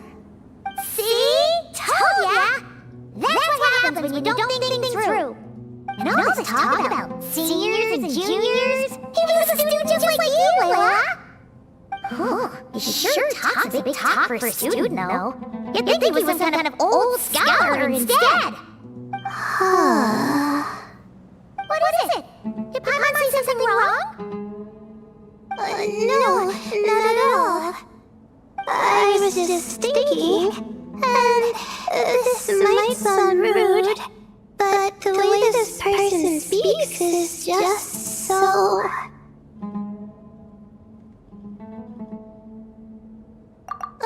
you noticed too.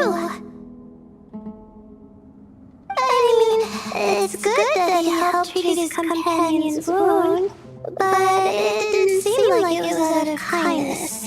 More like he was looking out for his own self-interest, or thought he could get something out of it. I don't know. Maybe I'm reading too much into it.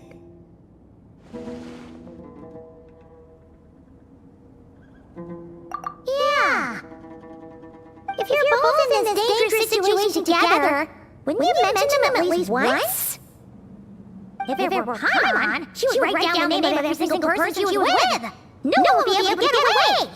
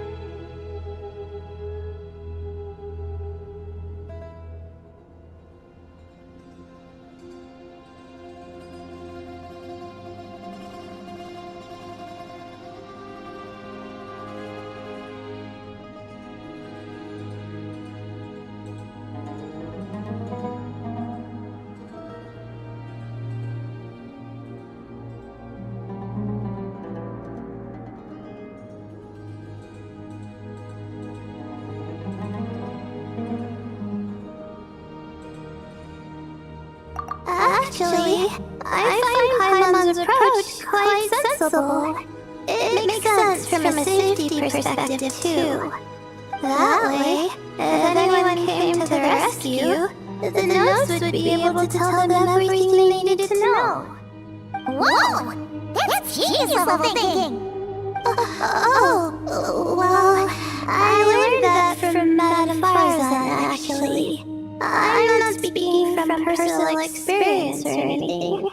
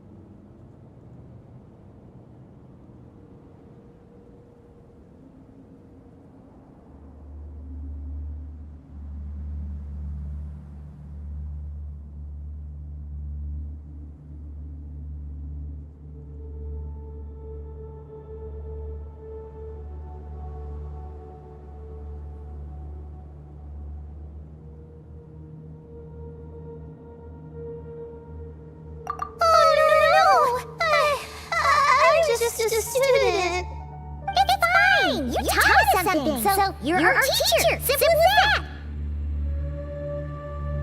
that. Anyway, from the looks of things, the student who left these notes behind was pretty weird. Let's keep reading.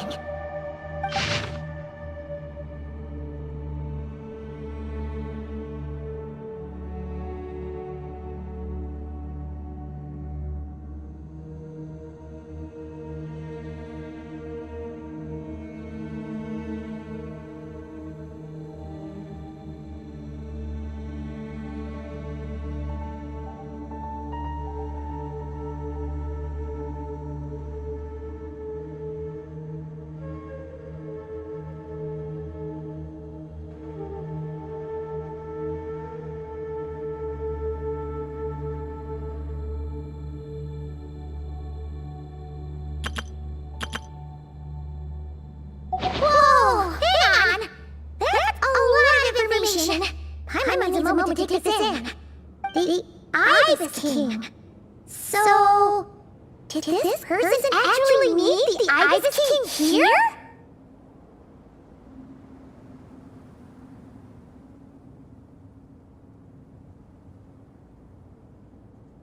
Sorry. Who?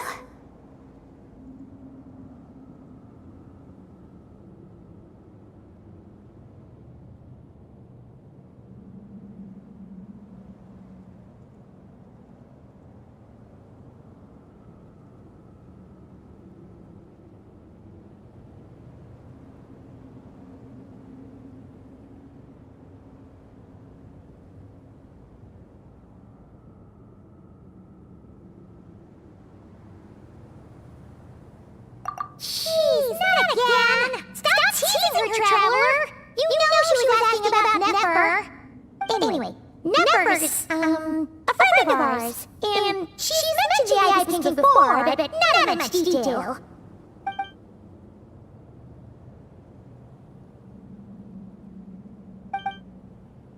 Oh, well, that's not too surprising. Most people in Sumeru know about King Deshret, and most in the academia have at least some knowledge on the Seven Pillars. Legend has it, King Deshret ruled the desert at the head of several wise retainers, guiding their people to pursue the limits of wisdom. He also left behind treasures for future generations, which continue to be relevant in nearly every research discipline. And now, this message indicates this student and his senior were rescued by the Ibis King. But to think it's possible to meet him in a place like this... We don't know when these notes were written, but didn't the 7 pillars disappear a long time ago?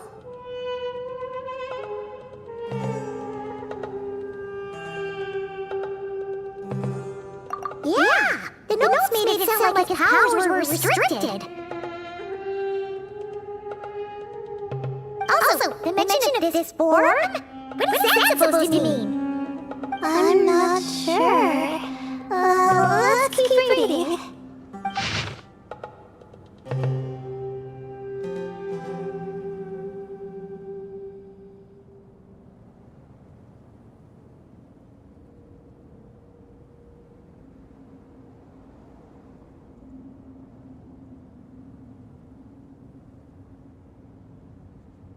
Oh! This is the last page! There's even a signature at the end! Well, sounds like they made it out! Guess it was a happy ending after all!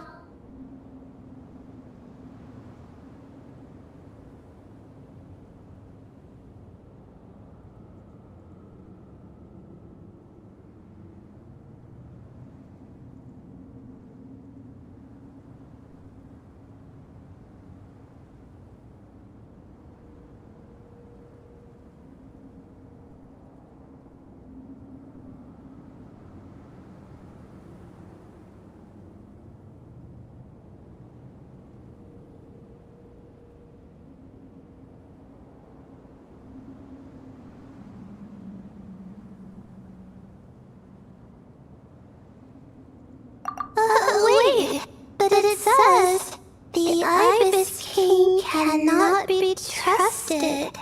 Huh. Our friend said something similar. That the Ibis King was a liar. And the notes did make it seem like something wasn't quite right with him.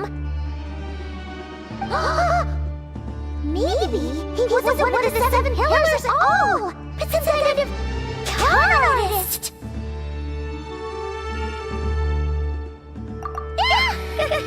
Great Ibis King! You heard that? I'm on to meet it! Please forgive her! Don't trap us here! I think Paimon raises a good point. Let's keep our guard up just in case. Alright, I think that's all the clues around here. How about we... Oh! It's a rack! That means Holly and the others should be around here, right? Hello? Anyone up there? Can you hear us? Yeah! We can! You know, sound travels just fine in an empty chamber like this. You don't have to shout. Of course, if you're shouting to express your excitement at being reunited, by all means, pretend I never said anything. Yelling like this is kinda exhausting. Come on, let's head back down!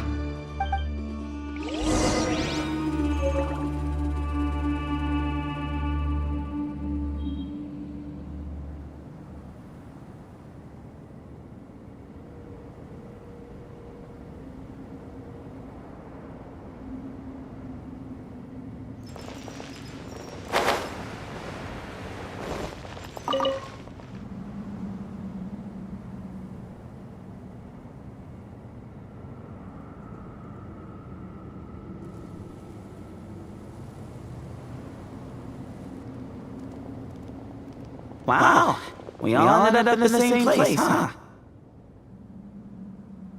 Yeah, what a coincidence. Indeed. Or as I like to call it, the Chai Factor.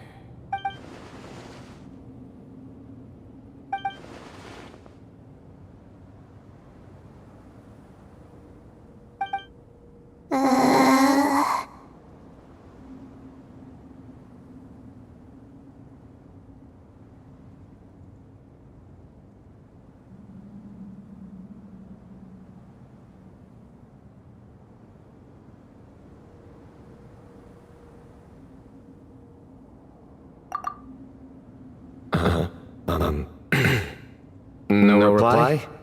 Just say it. Alright. Because it's spice to sweet brew again.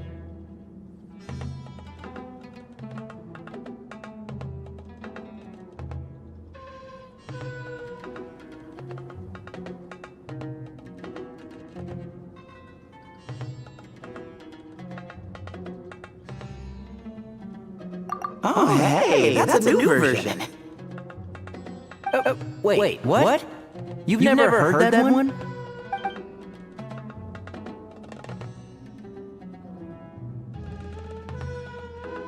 What are you looking for? A place to sit and read my book. Oh, great. What else is new? Well, looks like everyone made it through unscathed. Let's take this chance to get some water, rest a bit, and discuss what we learned. Sound good? Yeah, let's debrief.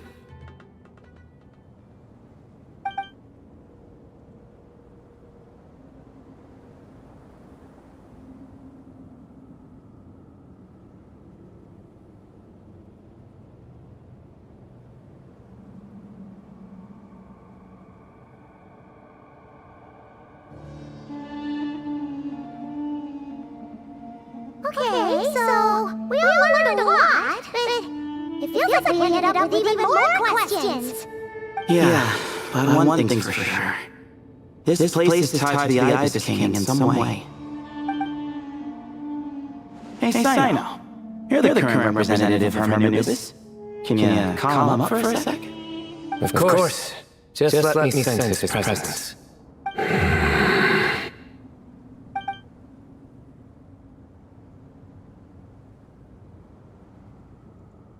Just kidding. I can't sense him at all.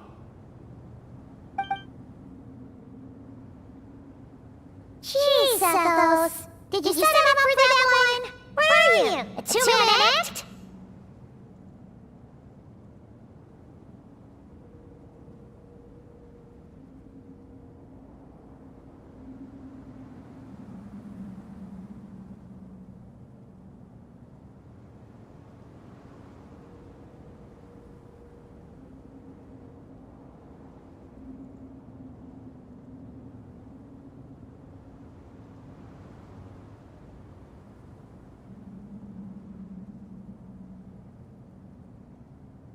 Sorry, Herman Nubis isn't like the Ibis King. He can possess me, but I can't talk to him whenever I want. Oh, truly? Does that mean he's gone? I would have liked to reminisce about old times with him. The cat! It speaks! Of course it speaks. In fact, it is not an it at all. You do me a great offense. My apologies. Esteemed cats, sir?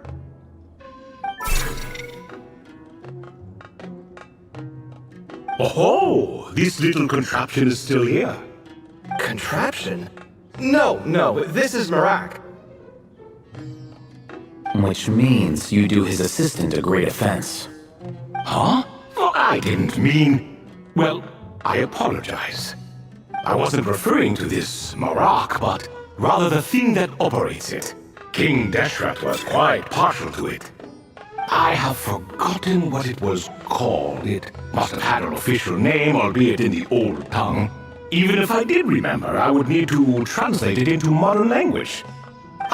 It's not important. Marak's a fine name. Even better than the original, if you ask me. Who thought of it? And the remodeling, quite well done indeed. This Marak looks much happier in its current form. Oh, and the components should have model numbers written on them. You can look them up if you're curious. This cat talks a lot. Quite the one-sided conversation. Is this what the Ibis King was like? He seems quite eloquent. I wonder if he plays cards. Ha! I knew Marak was a great name. Go me! Let's see, what page was I on again? Should have brought a bookmark. That all went over Paimon's head.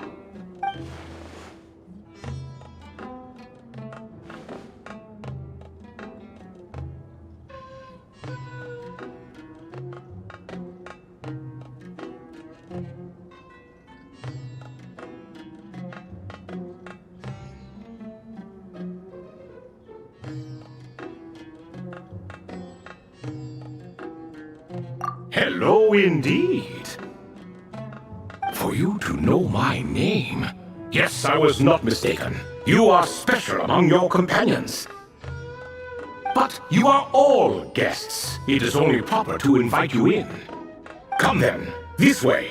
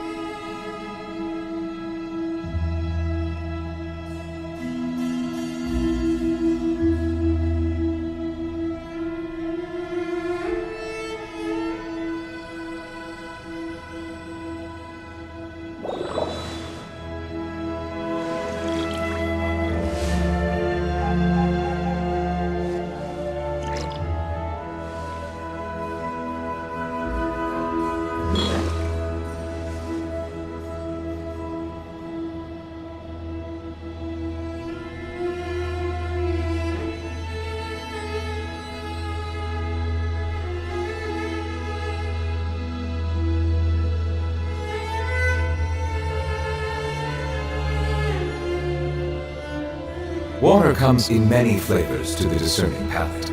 Mondstadt's water is crisp and pure, while water from Liyue has an enduring aftertaste. In Inazuma, the water possesses a depth of flavor unlike any other. Sumeru's water, meanwhile, has a rich and complex flavor profile, but it must be savored patiently to fully appreciate it.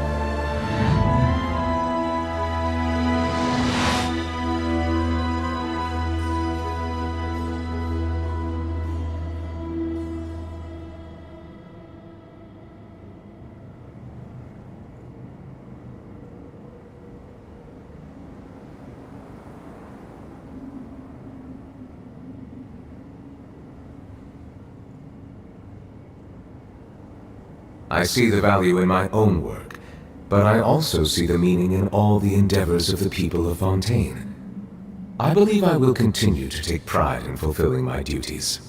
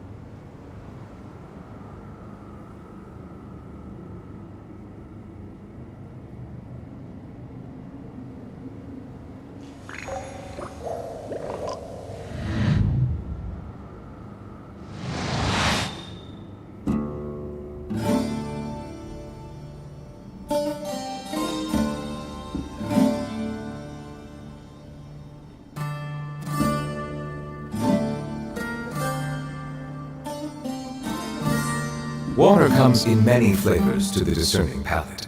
Mondstadt's water is crisp and pure, while water from Liyue has an enduring aftertaste.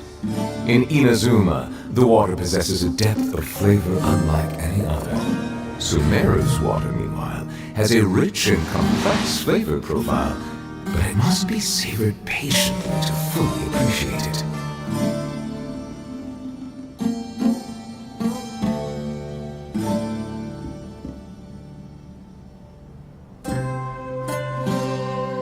Melusines are beautiful creatures. They are the pride of Fontaine. Be sure to befriend them and cause them no harm.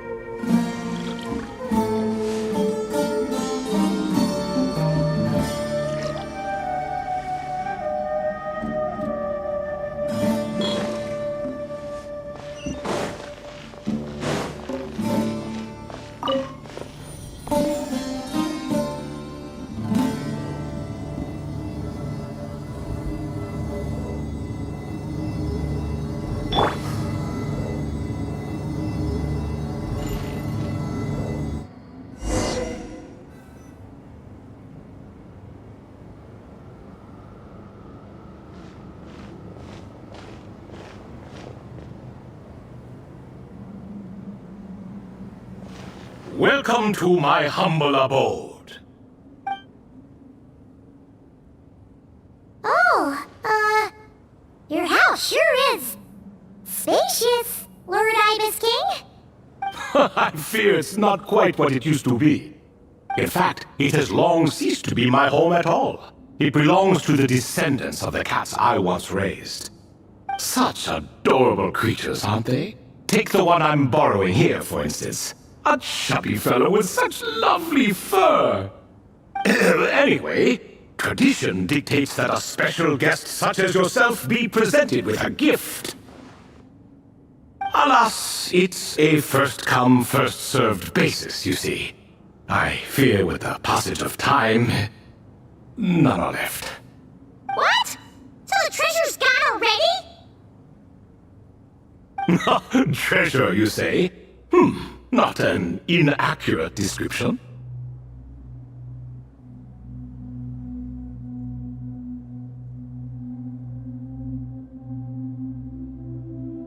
Yes, and no.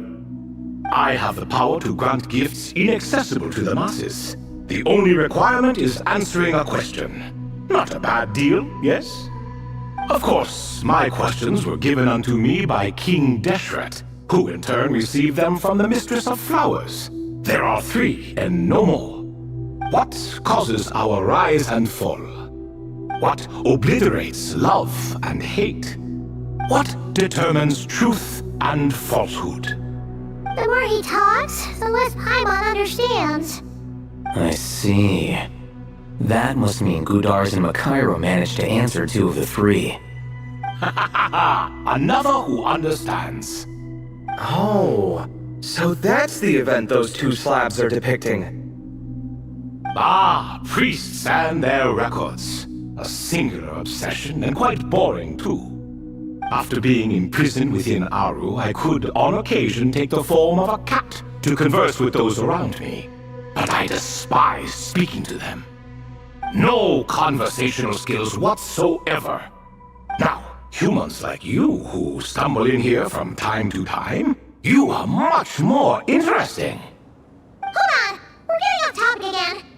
The 3 questions you just mentioned, what are they for, exactly? Ah, that is a story that begins with King Deshret. And we're in for another long one. Nostalgia for the past is common to us all, is it not? And our king, he was such a proud, solemn man in those days. He watched us speak of the present and the future, of the wisdom we possessed or were about to obtain. We were his proud retainers, confident in our belief that, so long as each one of us used our abilities to the fullest, progress was inevitable. Yet, King Deshret's ambition was not destined to be allowed in a closed-off world such as this. So nothing went as planned. In fact, from the beginning, there were signs an outcome of this nature was inevitable. Because although there were 7 pillars, one was forever absent. Al-Ahmar would insist the Dendro Dragon Sovereign was one of us, but the dragon herself rejected that idea. Huh. Like a card you can never seem to draw from your deck. More like a card that was never in the deck to begin with. Alas, that's just who Al-Ahmar was. There was nothing we could do about that. And I always preferred chess to cards. In the end, life grew unbearable for our king. But of course, those who remain must continue to live on. But subjects like us were less fortunate. After all, the fate of a retainer is decided by the king, including the chance to walk away. So it was then that King Deshret had Kroko, Goti, and I locked up within Aru, where we remain to this day. Kroko. Goti? Ah, of course. You're more familiar with their full names. Sobek, the Crocodile King, and Hereshef, the Goat King. And let me tell you, when it comes to chess, Hereshef was a habitual backseat strategist, always spewing nonsense from the sidelines. Well, Sobek was all too quick to take his terrible advice, to the point where I was the one who got accused of cheating. Chess is an exercise in patience, and that man couldn't sit still to save his life. He could never excel at that game. In fact, neither of them were good at chess. Even so, we played together often, and since I was always the winner, we got along quite well. What are you laughing at? Were we not good friends? No one's laughing. Paimon would never. No, not you, it's Goti. He's laughing for no reason again. Can you not hear him? Ah, right, of course you can't. The two of them are inside Aru, as am I, so only I can hear them. What is even going on here? Has he, started to lose it after being trapped for so long? That does happen to prisoners serving life sentences. Speaking of which, how's Azar doing these days? I doubt he's doing much of anything. Just what I wanted to hear. What is the meaning of this? You doubt my words? I have half a mind to not talk at all. Oh, no. They're not questioning you, Lord Ibis King, just discussing other things. Please, continue. In that case, where were we? Getting to the part about the 3 questions. Hopefully. Ah yes, we're almost there. Before I entered Aru, King Deshret said I could be released from my eternal seal if I chose humans who could provide the correct answers to those 3 questions. The first person who caught my eye was Gudars. I asked him, what causes our rise and fall? He answered, conspiracy and betrayal, for it renders the righteous and wise unable to succeed, and thus nations fall. I found his answer quite interesting, so I bestowed upon him the power to deceive. The second human I chose was Makaira. I asked her, what obliterates love and hate? She said unto me, I have nothing left to lose. Vengeance alone can quench both love and hate.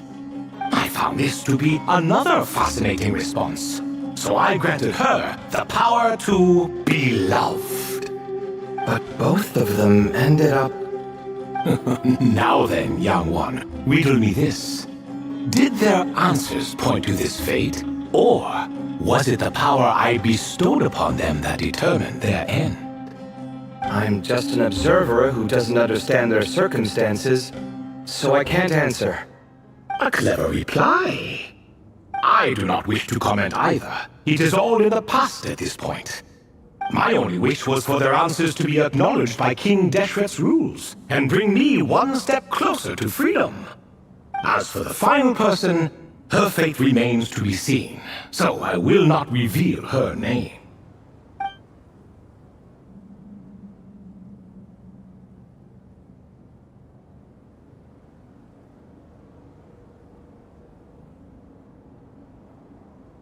I asked her, what determines truth and falsehood?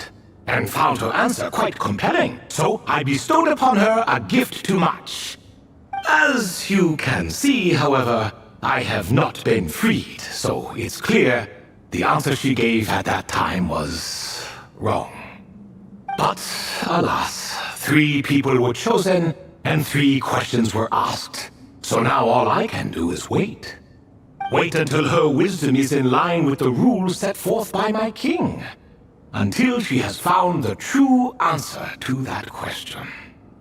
No wonder there was no 3rd stone slab then. Or perhaps you're just not ready to include her in the story. Though that might be a generous interpretation.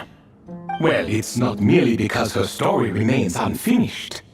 As the remaining priests of this place left, or passed on, there were none left to record the events that followed. Besides, stone slabs are few and far between in the Great Red Sands. In the sprawling desert, very few things or people even manage to leave a trace.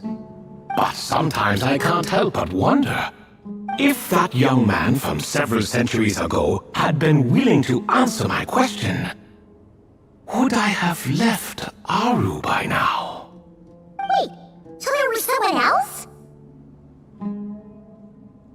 Of course, it has been thousands of years after all. All sorts of people have stumbled upon this place, but I only chose the special ones. That young man had such a singular intelligence, though his companion, by contrast, was rather average.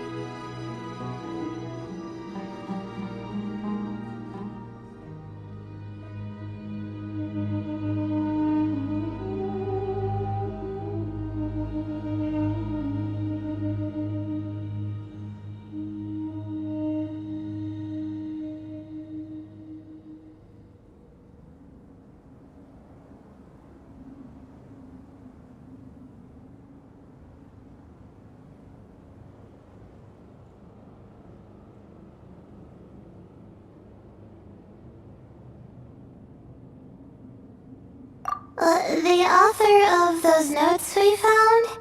The student named Zondik? Ah, yes, I think that was his name. In truth, I was unsure whether I should grant him my third remaining gift. He was, of course, exceedingly clever, but he was also mistrustful and narcissistic in equal measure, and there did not seem to be a line he was unwilling to cross. Too much power could be dangerous in the hands of someone like him, so I found myself rather relieved when he declined my gift. Oh, he turned you down? Did he give a reason? Yes. He said he didn't need it. I still remember the look in his eyes. Nothing stood out per se, and still I could sense contempt and disdain radiating from his gaze.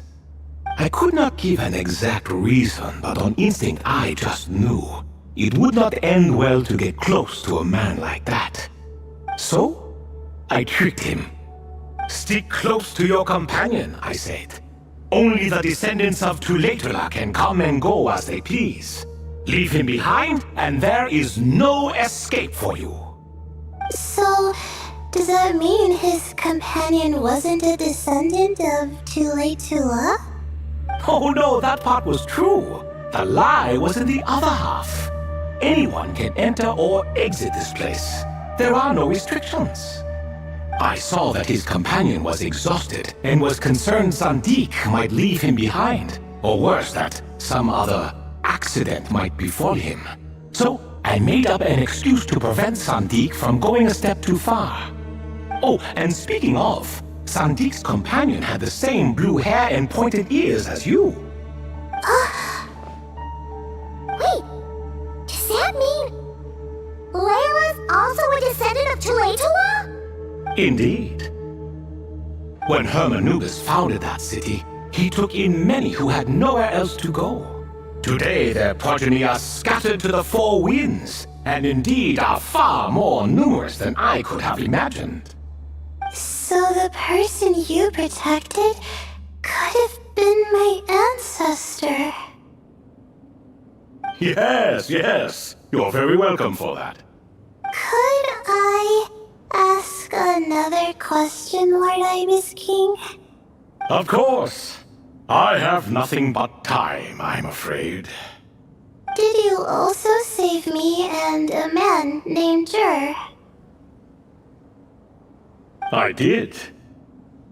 You two were quite unlucky bumping into a device King Deshret once used to measure human brain power. That contact caused more knowledge than you could handle to flood into your minds. So I replaced that knowledge with simpler repetitive information. Of course, the side effect being the same thought repeating over and over again in your mind, but that should resolve itself in time. How many moons are there in the sky? Yes, that was the phrase I used in your head. I forgot the other one, though. I believe it had something to do with food. Both were spur-of-the-moment decisions, so no need to dwell on the meaning too much. Oh, I see. Thank you, Lord Ibis King. As I said, young one, you are most welcome. If you're inclined to return the favor, perhaps you could turn off that device so no one else can trigger it? There's only so much a cat's paw can do, so I'm afraid this is something I must leave to you. Or Marak, I suppose.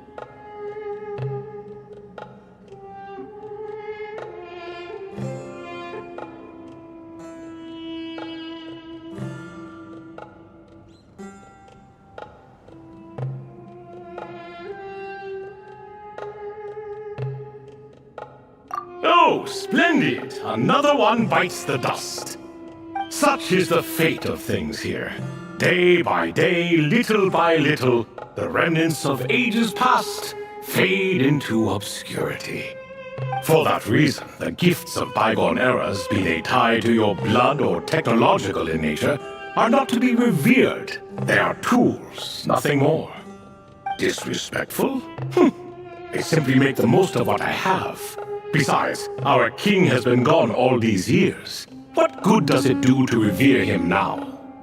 Oh, are you talking to the Goat King again? No, Croco this time. He's pestering me for another game of chess. Says he wants to even the score. Wishful thinking, if you ask me. If we counted one push-up for every loss, he'd owe me 300,000 by now. Of course, that's just a rough estimate. I've never kept count. It appears that's something you like. Being someone unable to be defeated. I suppose so. All right then. Time for me to extend my winning streak, and for you all to head home.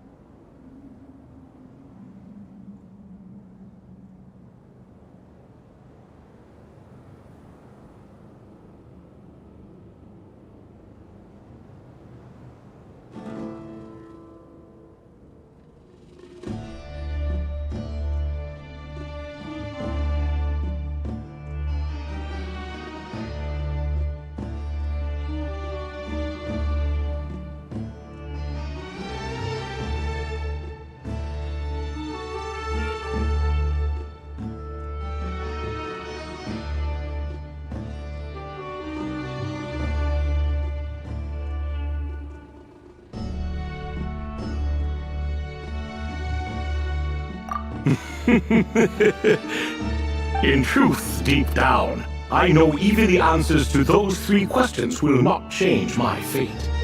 But that is for me to reckon with. Go on now.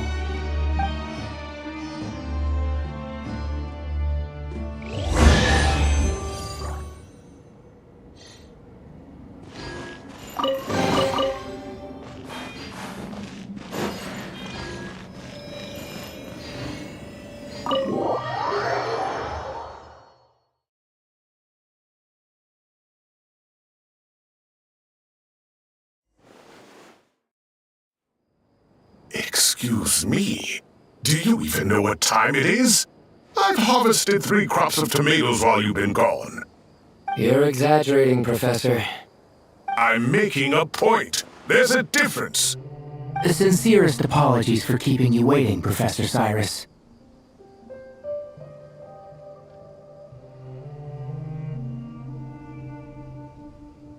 See, that's what I call manners. Now, are any of you hurt? Nope. It went way smoother than we expected, actually. I presume the investigation is complete then. Come, tell me all about it. Oh my, did you luck out? If you've read the work from the Vahumana Darshan, you would know that the Ibis King has, well, let's call it a mixed record. Perhaps he softened up a bit in his old age, and that's why he chose to help you. Or perhaps he just didn't have a good enough reason not to help us. See? Marak agrees. How do you even know that's what Marak meant? That could have just been a happy noise. In any case, there's a lot to be happy about. We figured out what happened to Layla and Jur, and there were some unexpected takeaways too. Yeah, I never expected to learn about my ancestry. I've always thought of myself as just an ordinary student. I never would have even considered something like that could be true. Come to think of it, our ancestors might even have been friends at some point. Huh? You're right. Maybe I should take a trip back home to see if I can find any records about that. Oh, I was just throwing that out there. I wouldn't want you to go to the trouble. It's fine. My advisor gave me a break, and I still have a few days left, so... Oh, wait. My study topic. I haven't made any progress at all. No. I need to focus on that instead.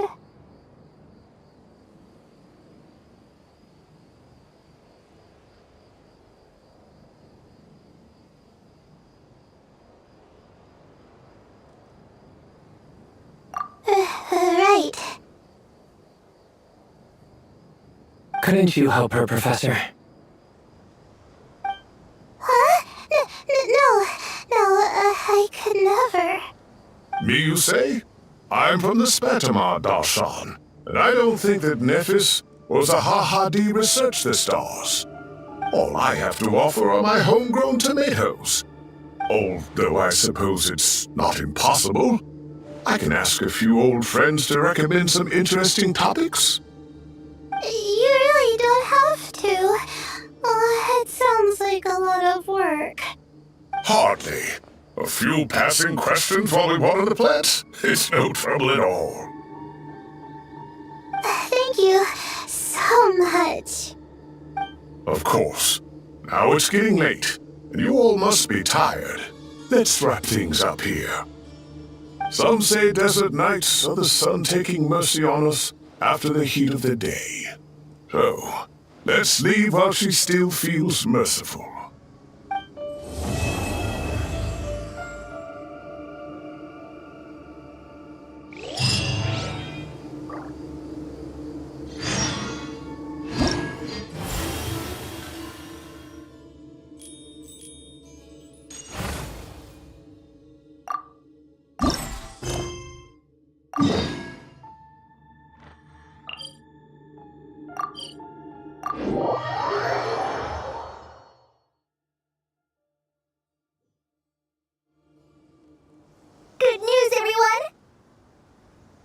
Fieldwise Center is getting a lot of praise from important scholars all throughout the academia.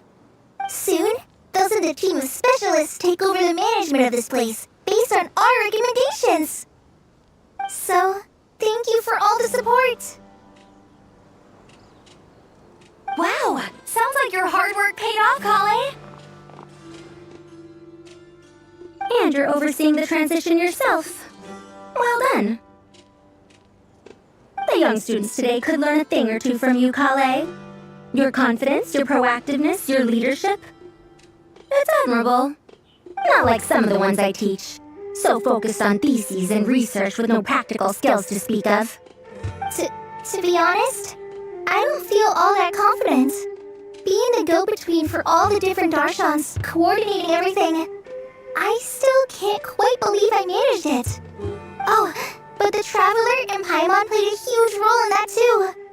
I can't thank you both enough.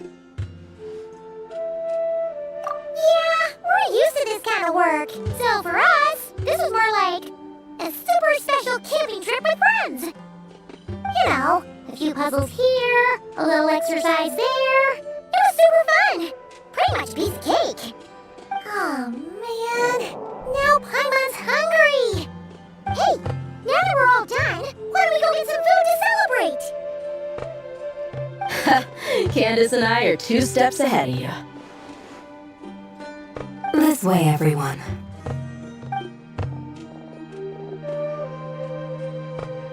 Woohoo! A feast! Perfect timing.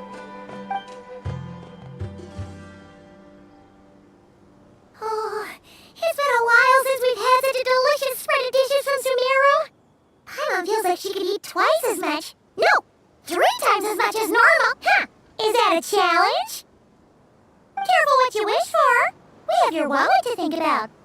It's been a while since I've had food from the desert region.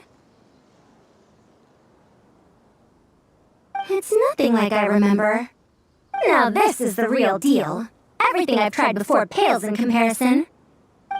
That means a lot, Madame Farazan. If all the researchers who came to our village were so polite, we would have an occasion to offer feasts like this more often. By the way, you planning on doing any sightseeing, Miss Amber? You came all this way after all. Oh, for sure.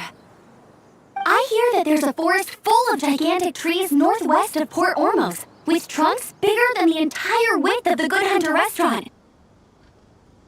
I'd love to see it for myself. Oh, and I bet I could climb up and then glide down from the treetops.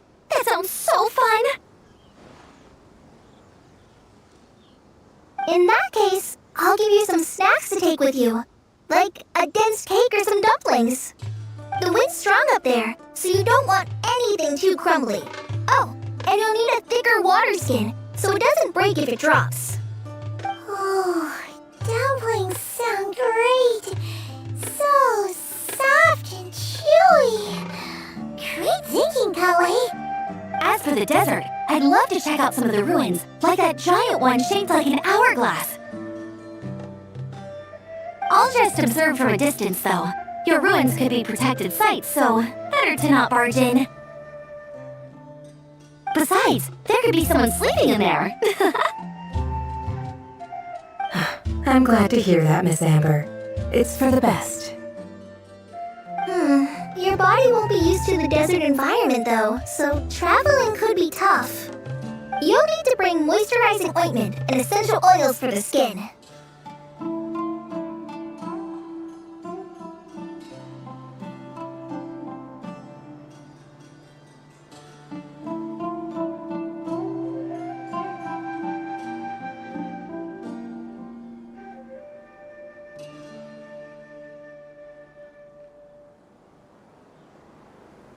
Honestly, though, helping set up the Fieldwise Center was the real highlight of this trip. And thanks to you, Kale, I got to make some new friends, too. So I couldn't be happier. Feel free to drop in on me in Mondstadt anytime. I'll show you the best our city has to offer. Don't mind if I do. I had some dandelion wine while I was in Fontaine, and man, that was the stuff. So sweet and fragrant. Not a single bitter note in there at all. And that was the imported stuff. I bet the taste is even better when it's fresh. I'm looking forward to downing a couple of barrels already. It couldn't hurt to take a break from wine either.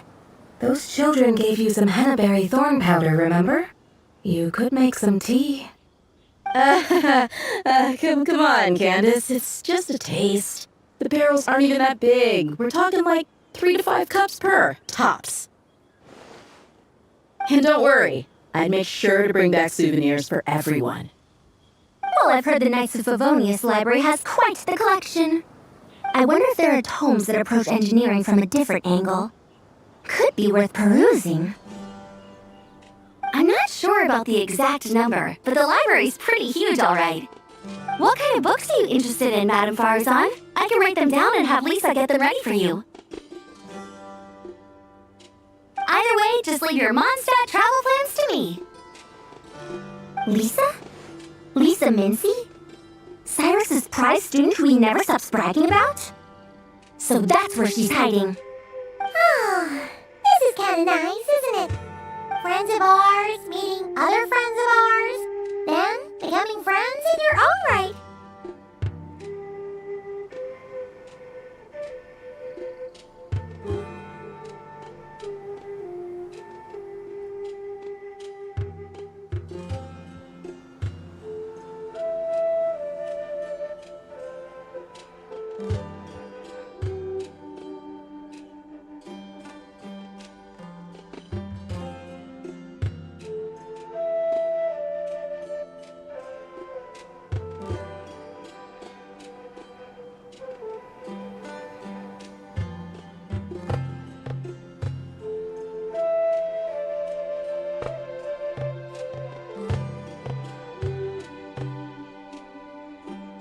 Yeah! Maybe we should start introducing our friends to each other. Paimon can think of a few who might get along. Huh, not a bad idea, right? Just imagine all the fun we could have!